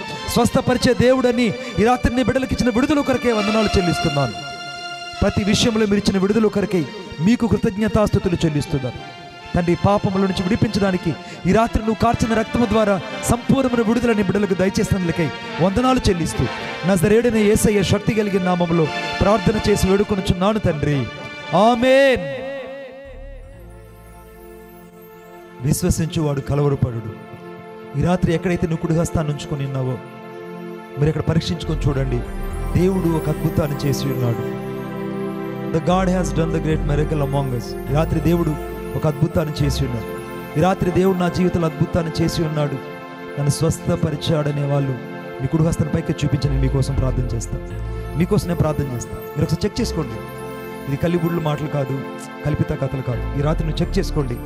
ఈ రాత్రి దేవుడు నిజంగా నన్ను ముట్టి స్వస్థపరిచి ఉన్నాడు, స్వస్థపరిచి ఉన్నాడు, స్వస్థపరిచి ఉన్నాడు. రాత్రి ఎవరైతే కుడి హస్తాలు పైకెత్తారో అలాగా నిల్చోండి. మిగిలిన వాళ్ళు మాత్రమే కూర్చోండి, మిగిలిన వాళ్ళు మాత్రమే కూర్చోండి. కుడి హస్తాలు పైకెత్తాలు అలాగే నిల్చోండి. Please please please please. కొద్ది నిమిషాలు. యోహాను ఒకసారి, వెర్ ఇస్ యోహాన్? ఒకసారి కుడి హస్తాల పైకెత్తాలు ఒకసారి ముందుకు వచ్చి ఒక నిమిషంలో మీ సాక్ష్యాలు చెప్పండి. ఒక నిమిషంలో మీ సాక్ష్యం, ఒక్క నిమిషంలో ఈరోజు ఏం జరిగింది, దేవుడు మీకు ఏం అద్భుతం చేసాడని ఒక్క నిమిషంలో సాక్ష్యం చెప్పండి. చెప్పమ్మా. ఇలా ఎదుర్కో, చెప్పమ్మా. ఇలా ఎదుర్కో. కెమెరా డౌన్ చేయాలనుకుంటా. Where is the camera boy? Raja please come to here. చెప్పు, ఒక్క నిమిషమేనమ్మా. ఇంకోరు పాస్టర్ గారు. నాకు పైకి లేసేలేకి 2 రకాల నొప్పిగా ఉంది అమ్మా. పాస్టర్ గారు కూడా అక్కడ నొప్పిగా ఉండి అక్కడ పెట్టుకోమని చేయి పెట్టుకోగానే సర్దుకుంది. ఇప్పుడు నొప్పి లేదమ్మా? ఇప్పుడు లేదు. ఏసే గట్టిగా చప్పలు కొట్టి మహింపరుద్దాం. Thank you lord, thank you Jesus. ఇంకెవరున్నారు? దేవుడు సజీవుడై ఉన్నాడు. నేను చెప్పి ఆయన సమర్థుడు. ఈ రాత్రి దేవుడు సమర్థుడు.